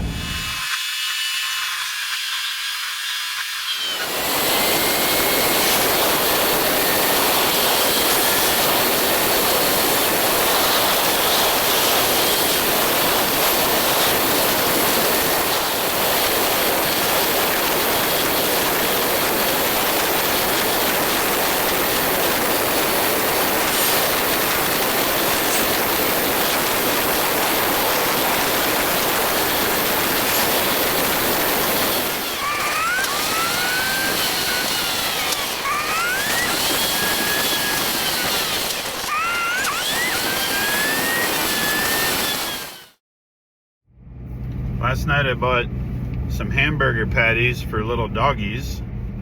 I got about 6 of them at a burger place. And then I gave them both a hamburger patty for dinner last night. And then this morning I had leftover hamburger patties, and when we got in the truck I stuffed the bag of hamburger patties underneath the seat. And then I went inside to get breakfast sausages for the doggies because they're little old men and I spoil them like crazy. And I came back out to a little white dog burrowed underneath the seat shredding a bag of hamburgers. So some little chunky monkey got breakfast sausage and some hamburger. So he's in trouble and happy about it.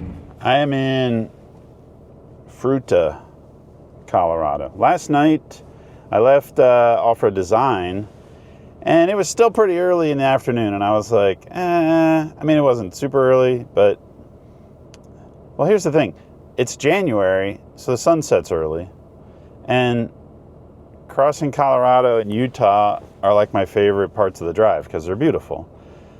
And I was like, I could hammer down when I left Rifle, Colorado, and drive all the way to La Verkin, which is kind of like my last stop. And then I could have got up today and driven home.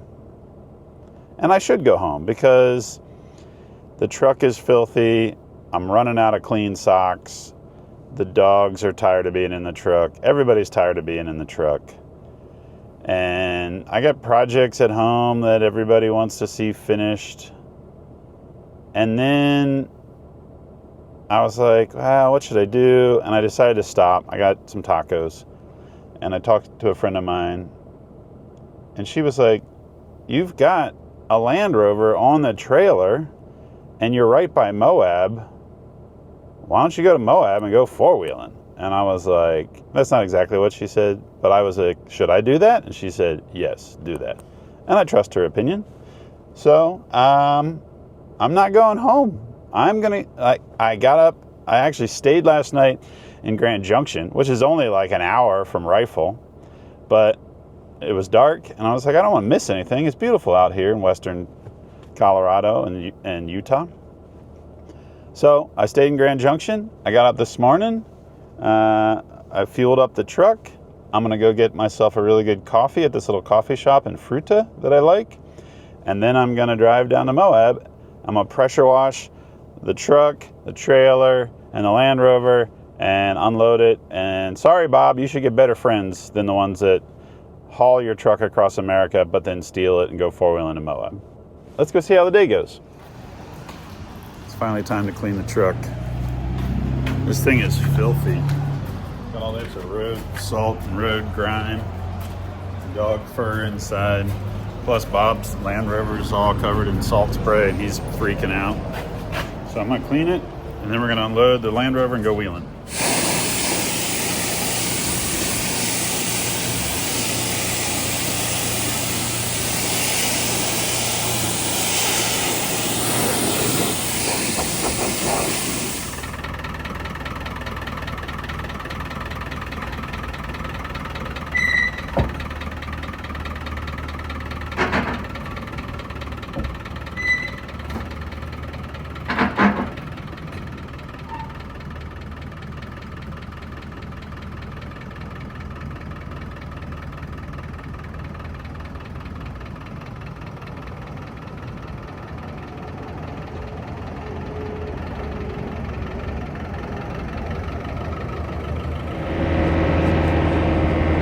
Alright, first drive in the Land Rover.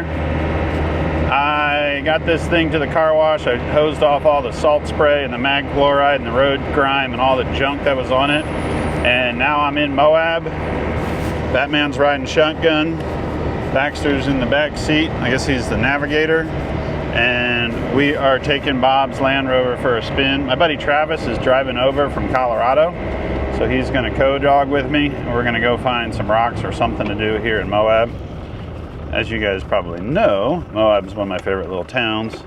And so I'm excited to go explore it. I was going to go home, but this is way better. The weather's perfect today.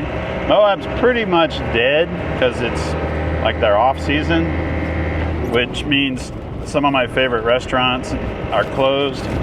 But the cool thing is when it's dead like this, the hotels are pretty cheap. I was able to get a hotel room for me and the dogs like for under $100, which is a pretty good deal in Moab because it's usually a lot more than that. Ooh, Moab Barkery. I'm gonna pull in there first and we're gonna see if we can find some dog treats because these guys are ready for something fun.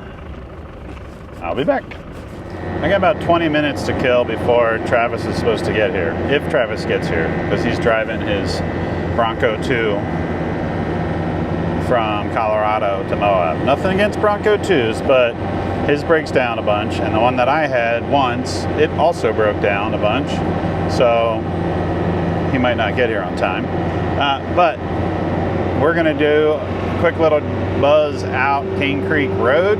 Cane Creek Road is what I consider the easiest trail in Moab.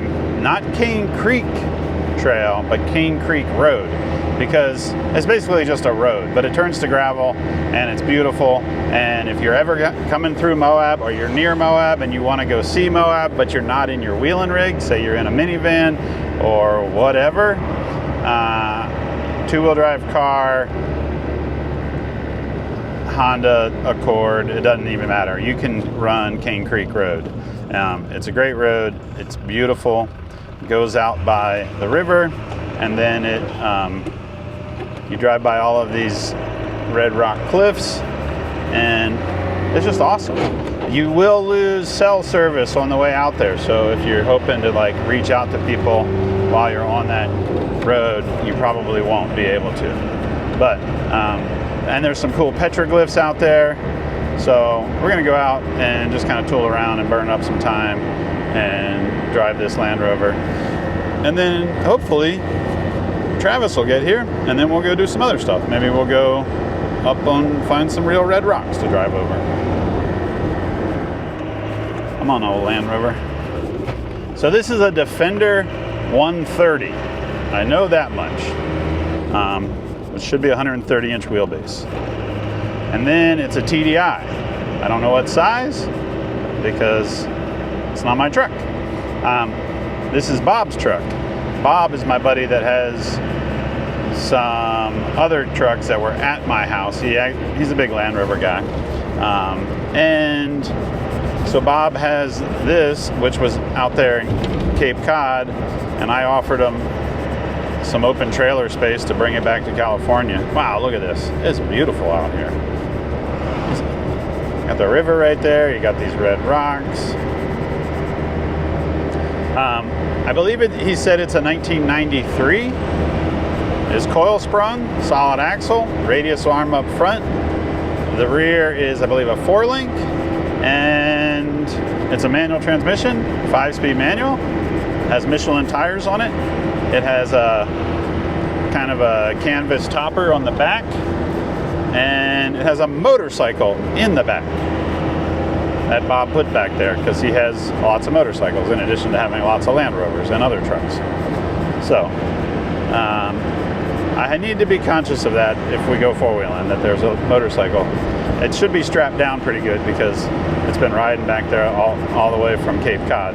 But still, I don't want to do stupid stuff and have a motorcycle slide out the back of this thing. Plus, it's not my truck. I don't really want to beat it up. I just want to drive it around and explore. These Land Rover Defenders are great.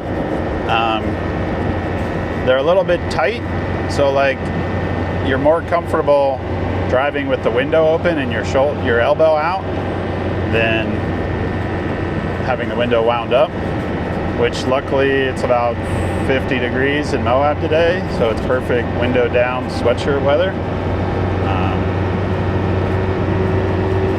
It rides pretty good. Full spring suspension. It makes me feel good that it's got a diesel and it's got this whole truck and it's moving it down the road no problem. I'm probably getting good fuel economy. I haven't even gotten to 5th gear yet. This says I'm doing 80 kilometers. Oh, and that says the speed limit is 25 miles per hour. So what's the math? How many kilometers per miles per hour? I'm sure 80 kilometers is a little bit more than 25 miles per hour. Look at that. Already hitting gravel.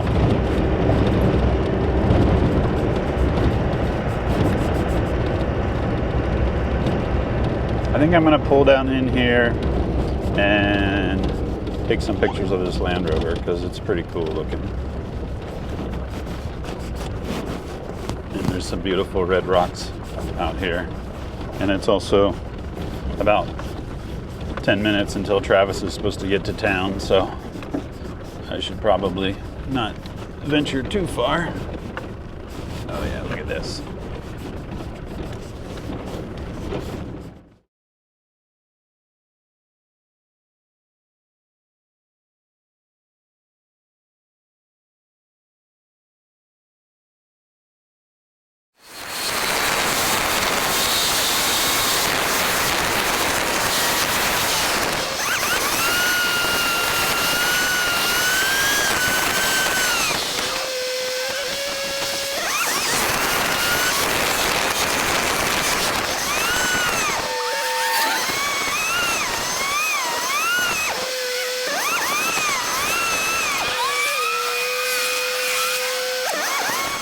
guess what?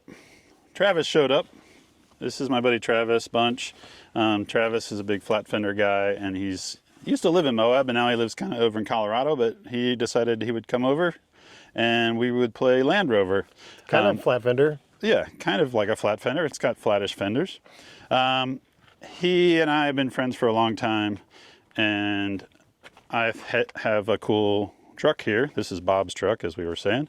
Baxter's asleep in the back. Batman's tucked inside. And we're going to go get in some trouble in this truck. Well, hopefully not trouble, but hopefully go find something fun to do. So, yeah. He drove, your Bronco 2 made it? Bronco 2 made it. Farthest, hardest drive over the mountain.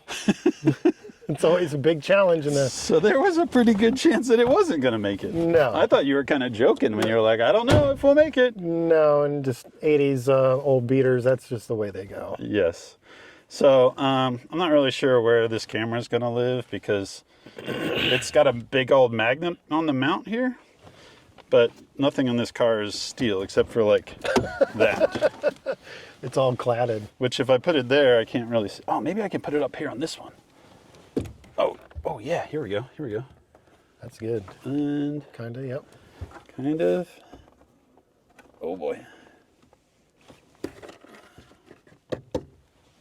Oh, now it's zooming out. Look at that. Look at that. It almost looks like it's Perfect. going to work. Okay. Love it. The red light's on. It's rolling. The battery's probably going to die before we get stuck in the mud.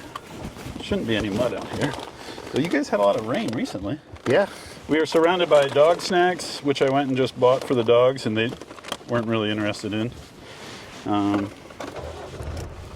Let's go see what Bob's truck will do out here in the middle of nowhere. We're going to head back out Cane Creek Road, which I had bombed out earlier before Travis got here because it's beautiful and the sun is setting.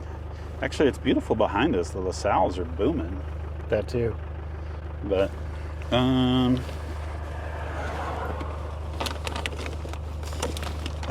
think this one's dead. So maybe what I'll do is I'll plug this other camera in to charge.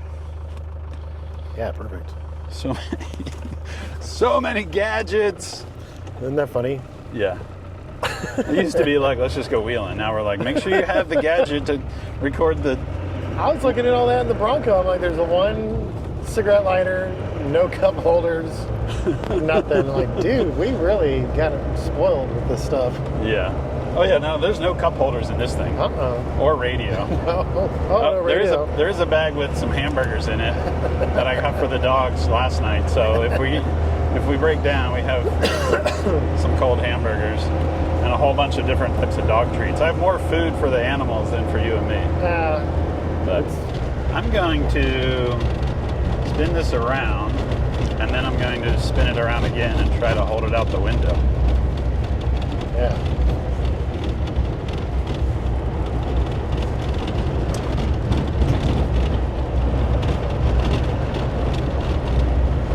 The base jumpers jump off right here somewhere. Really? Yep. Off of this cliff edge up here. Do they land down in the river? Kind of, I think they try to aim for the road, maybe. I'm not sure. I haven't seen this one in action, but I definitely know about it.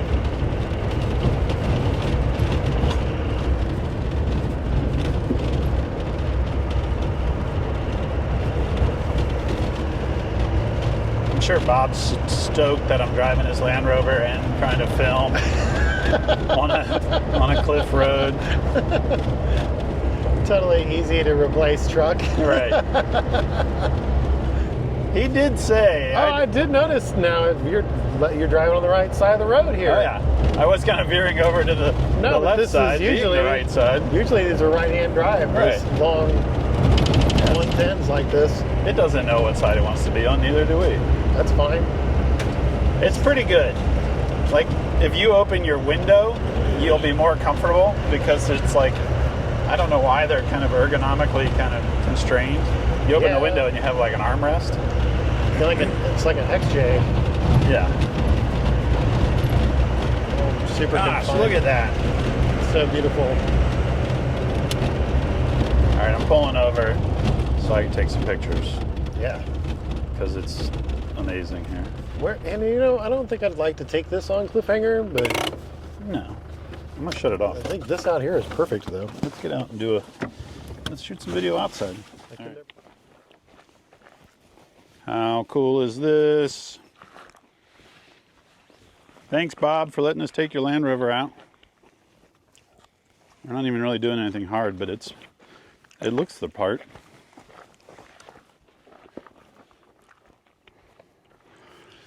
So that over there is the drop-in for the cliffhanger trail, right?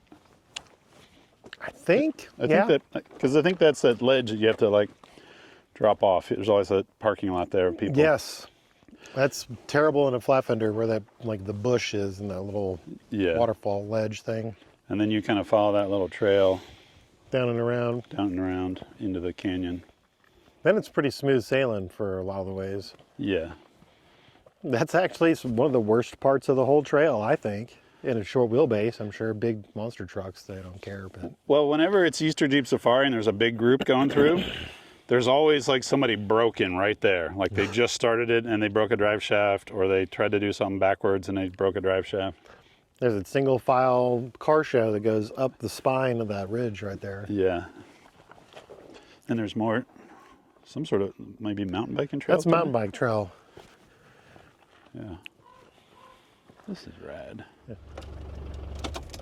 So Moab has a bunch of really cool petroglyphs, and this one's called the birthing rock because there's like a pregnant petroglyph on it.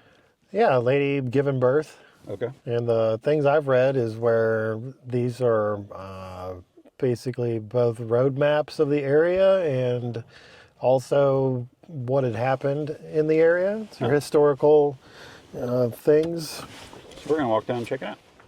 Let's go down here and look at this thing. Historical records of the area. Oh, this is a good one. I guess that right there is the birthing mother. Yep. And then here's some arachnids. Which are a bunch of those are out here. This is some kind of chief guy. Over here there's shaman, like maybe. Some feet, lots of people walking around, and then there's like a horse right there. Let's see if I can zoom in. There we go. There's the horse. Turkey foot. Oh yeah, turkey foot. There's a turkey foot, a couple of them. Like this guy with the stick. Oh yeah, little hunter man. Mm-hmm. And then that's like, kind of looks like the cliffs. Mm-hmm. Like maybe that's from nearby, like there's waterfalls or something. Kind of mimicked on this drawing on the end here. Yep. Very cool. Look at these little horses down in here. Horses or sheep? Yeah. Probably sheep. Are more on the other side? I think so, yeah. Yep, this one, I don't know if it goes all the way around or not, but I do remember there's more. Those are kind of faded and vandalized a little bit. Yeah, here's some more little guys. Got the big hands. Oh yeah, little guy, big hands. He's in another spot, big hands and big feet. There's another creature of some sort. Three figures. Look at that cool Land Rover hanging out there. Adventure ready. Yeah. Archaeological expedition. Oh yeah, that's basically what us. Oh, look at these guys. That's what we're doing. Got three humanoids. Three base jumpers. And a snake. With their flight suits. Got their wingsuits on. This is pretty cool out here.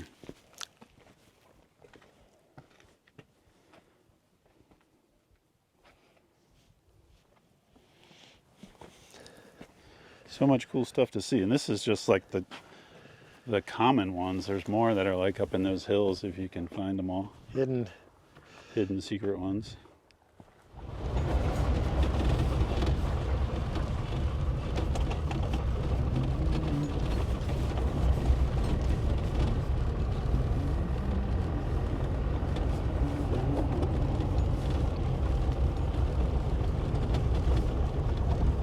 I think it has great turning radius for Yeah. being how long it is. Yeah.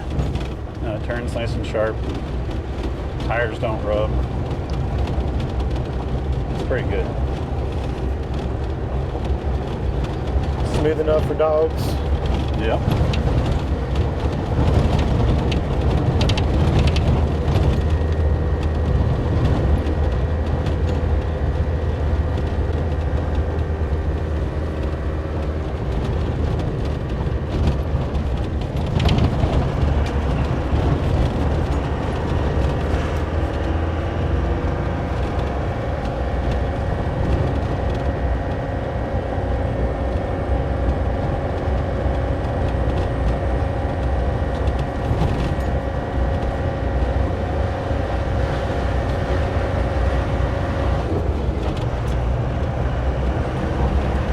And it pulls the gears Yeah. like it's got good power. Peppy little diesel.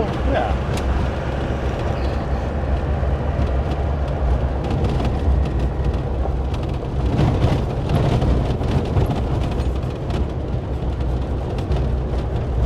How's your flat fender these days? Mine is pretty much ready to go back to on the trail again. Yeah. Need to weld up some cracks, take some leaf springs out of the packs so it rides a little better. That's about it, really. Not bad for just a bunch of junk bolted together. No real plan. I need to get home and work on my flat fender. I was having fuel pump issues, and I thought I needed I had a crappy fuel pump, and then I got a good fuel pump, and I was still having issues. And I was talking to Sal, the flat fender guy, about it, and then Drew and Filarski and those guys were like, you need to check the fuel tank. Yeah. And the fuel tank I have is new, but they're like, there might be something in there, and it's just getting it's getting over the intake. And I was like, well, that's probably a good thing to check. So I need to go home and put the fuel pump all back in, and then run it to a jerry can that I know is clean, and then see if it runs, and then kind of inspect inside that tank to see if there's something in there.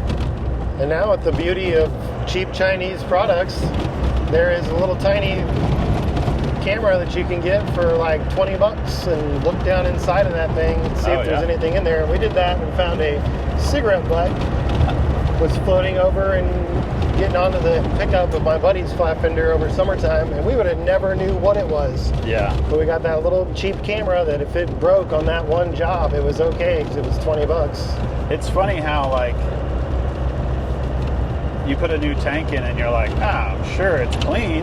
But Right. it's like the new tanks are probably coming from overseas, and you never know what fell in it or what what bug crawled in it after that whole trip. Or if somebody thought that was going to be a funny joke from the factory and threw their cigarette butt in there, like, let's teach these guys, you know? Yeah, we would have never found that unless it amazingly would have rolled in front of the filler neck, you know, because you can kind of see a little spot in there. But it just never did make it.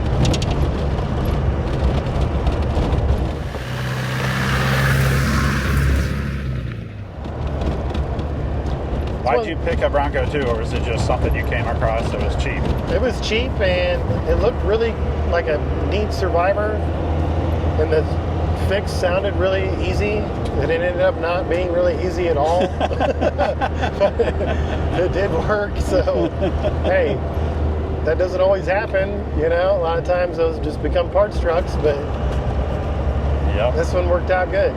Yeah, I would have never bought that truck for full price of what they're worth or anything like that, but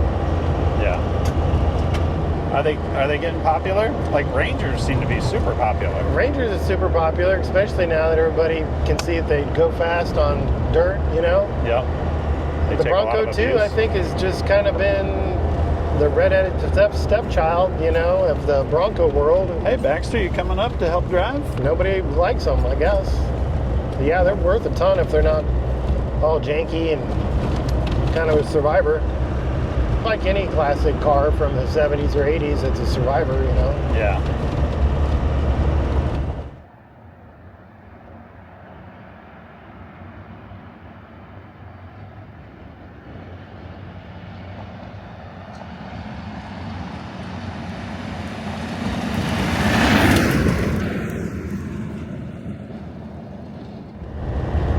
This thing rides really good. It is surprising. Other than like that back window rattle, it's really not that loud either. No.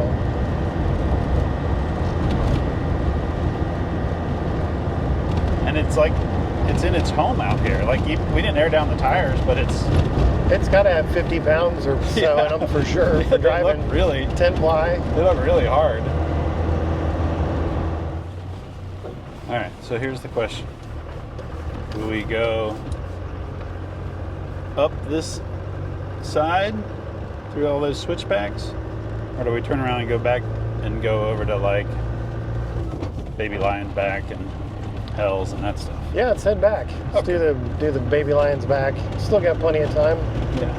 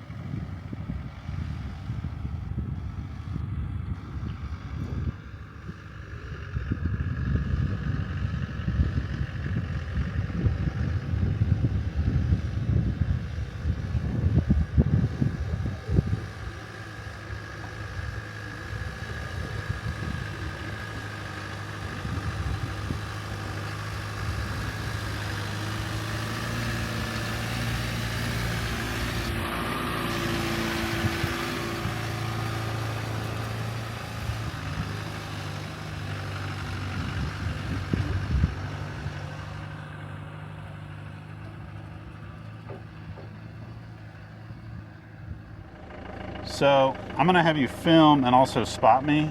The one thing I don't want to do is like knock those rear bumper on this thing. So I might even have you go down there, and then if this doesn't look like the right line for this long the truck because of that overhang, I just don't want to like bring it back to Bob with his rear little. It's got these little fender like bumper guards in the back corner, and I don't want to bend them up. So, sound good? Sounds good to me. All right. All right, we're low. Oh yeah, that doesn't look, it looks like it rolls out pretty good. Yeah, looks good.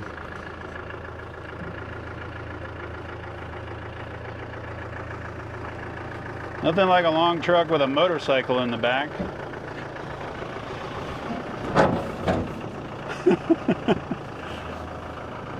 I'll turn at the bottom to try and like come off at an angle. Looks good so far. I think we're gonna miss it by just a fuzz. Yeah, we're good. You're good. Passed Perfect. it. Thanks, dude. I like this obstacle. It's good- like not too hard. It's really close to town. The traction is like amazing. Has all the Moab things. Yeah. Batman did not like it.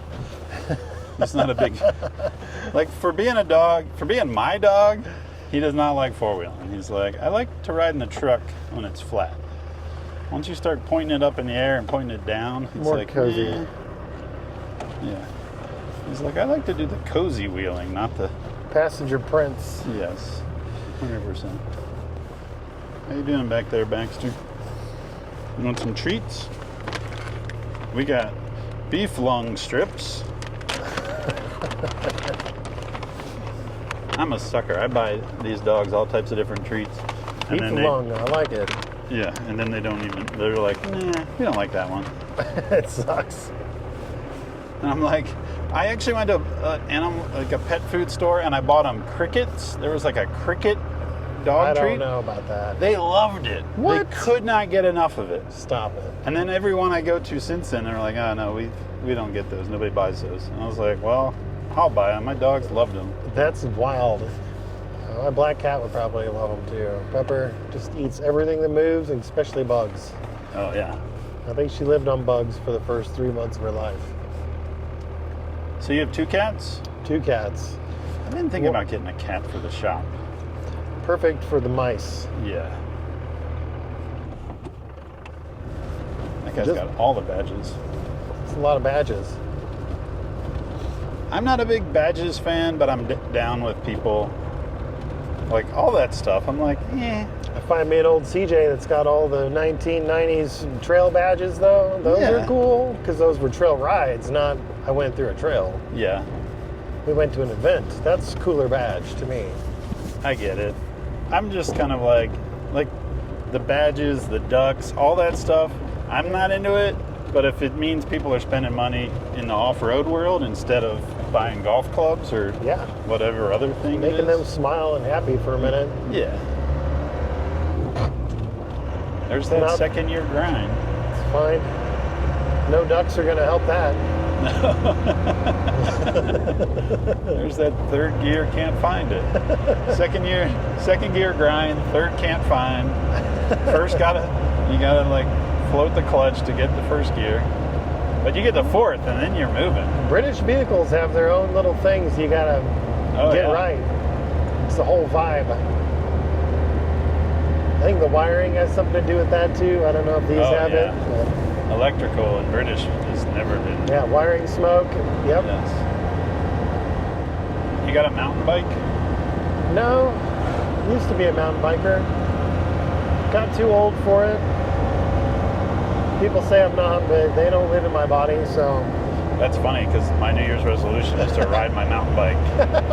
Not ride my mountain bike more, just ride it. Just 'Cause ride it. Last year I don't think I rode it at all.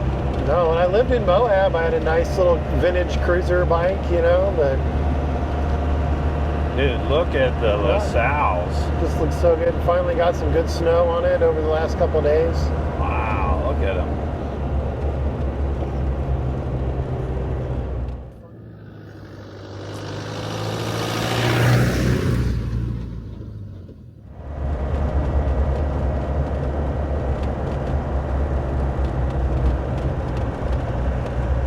It's like a perfect day in Moab. It is a perfect day. It's like 50 degrees. It's starting to get chilly now, but it's not hot. It's not crowded. The hotel that I got was like super cheap. Oh yeah, off-season discounts on the rates. Yep. Not bad. Well, actually, the hotel I usually go to was really cheap, and I wanted to try this other one. And I walked in there and was like, can I get your hotel for close to that price? And she was like, oh yeah, we can do that. Yeah. So, Last year there was a couple hotels that were giving out discounts for Jeep Safari participants, which is completely the opposite from any other year. oh wow, yeah. That was pretty neat. I don't know if that's going to happen again, or who that was. I can't name drop that by any means, but I think the issue is that there's so many hotels in town now that I feel like the prices have to start dropping. they have to. Yeah, exactly.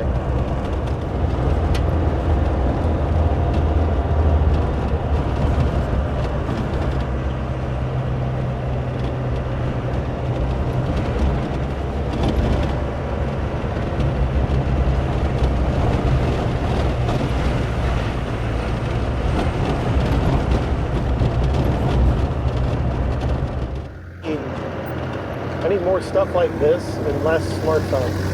If that makes sense.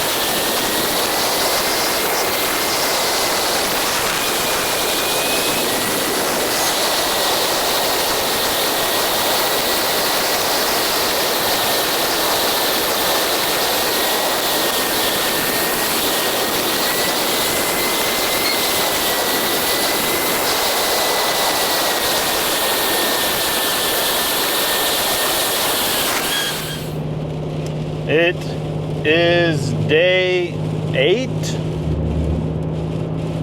It's the 8th of January. I left Cape Cod on the 1st of January, and I think I'm about to wrap up this video. It's been a long one. I started today in La Verkin, Utah, which is the same. It's like my first stop when I leave home on a big trip going east, and it's also the last stop before I head home. So tonight I should be home. And I'm gonna wrap it up because when I get past the Virgin River Gorge when I'm going west, I'm just not as excited anymore. Like, I love Utah and I love Colorado, and it was a fun trip going all the way back east. Kansas was way more interesting than most people give it credit because it's a big flat state. And I picked up Bob's Land Rover in Cape Cod, and I went and did a polar plunge with my brother, and it's been a pretty wild trip. Lots of weather. It's really storming right now. I just drove through the Virgin River Gorge. Well, I stopped and grabbed some breakfast at this cool little bakery called Bonru Bakery right there in Hurricane, La Verkin area, which is where Sand Hollow is. And now I'm just kind of beelining it home. I don't think very many people ever drive all the way across America, and I've done it so many times. And I kind of milked this one a bit. I stopped and saw people. I saw the guys at Gearstar in Akron, Ohio. I saw Stephen Watson and his boys at Off-Road Design in Rifle, Colorado. I didn't drive through the night a whole lot. I tried to get to a hotel and only drive during the day. And I think that was because there's so much cool stuff to see. When you drive in the dark, you kind of miss it. And I don't know that I got in as many miles per day as I usually do. When I drove east, I think I did the whole trip in 5 days. And now I'm on day 8 going backwards. But there's so much cool stuff to see, you might as well take your time and check it out. I got to take Bob's truck four-wheeling in Moab.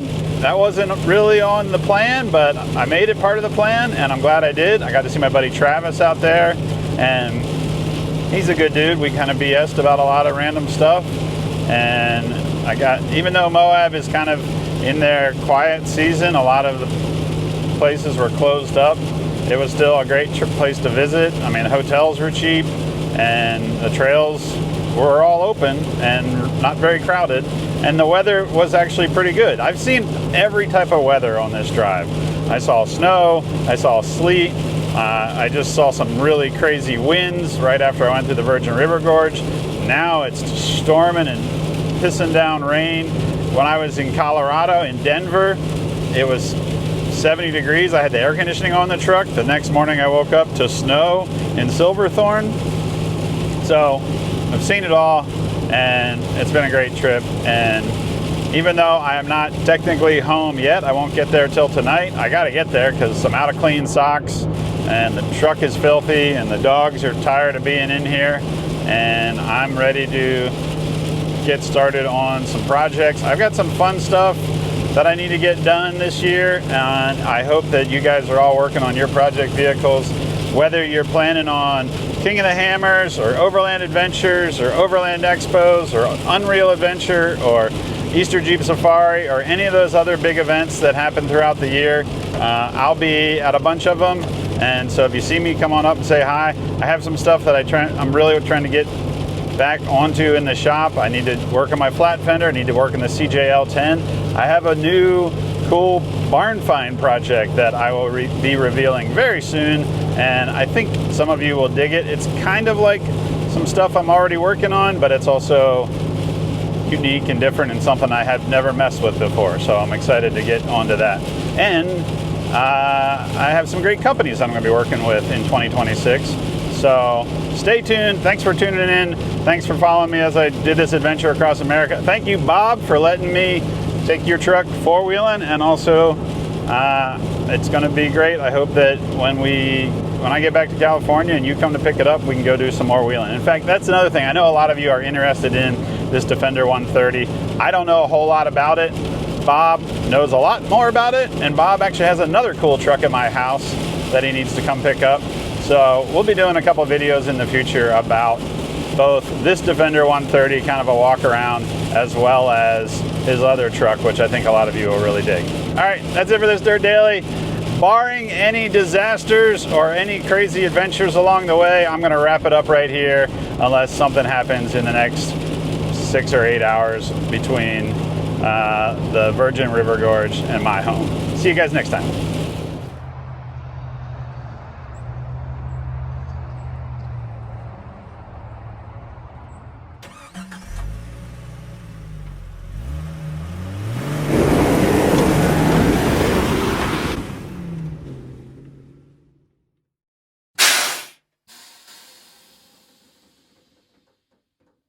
Okay, 10 days ago I was in Cape Cod on January 1, and I did a polar plunge with my brother, and I told him when I got back to California I would do another one.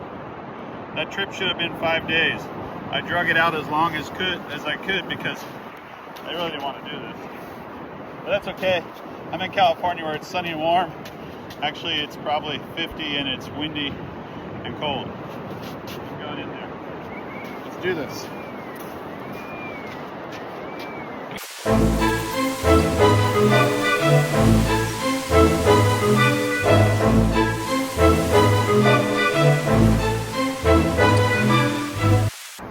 Don't do that. That's dumb. Actually, that was awesome.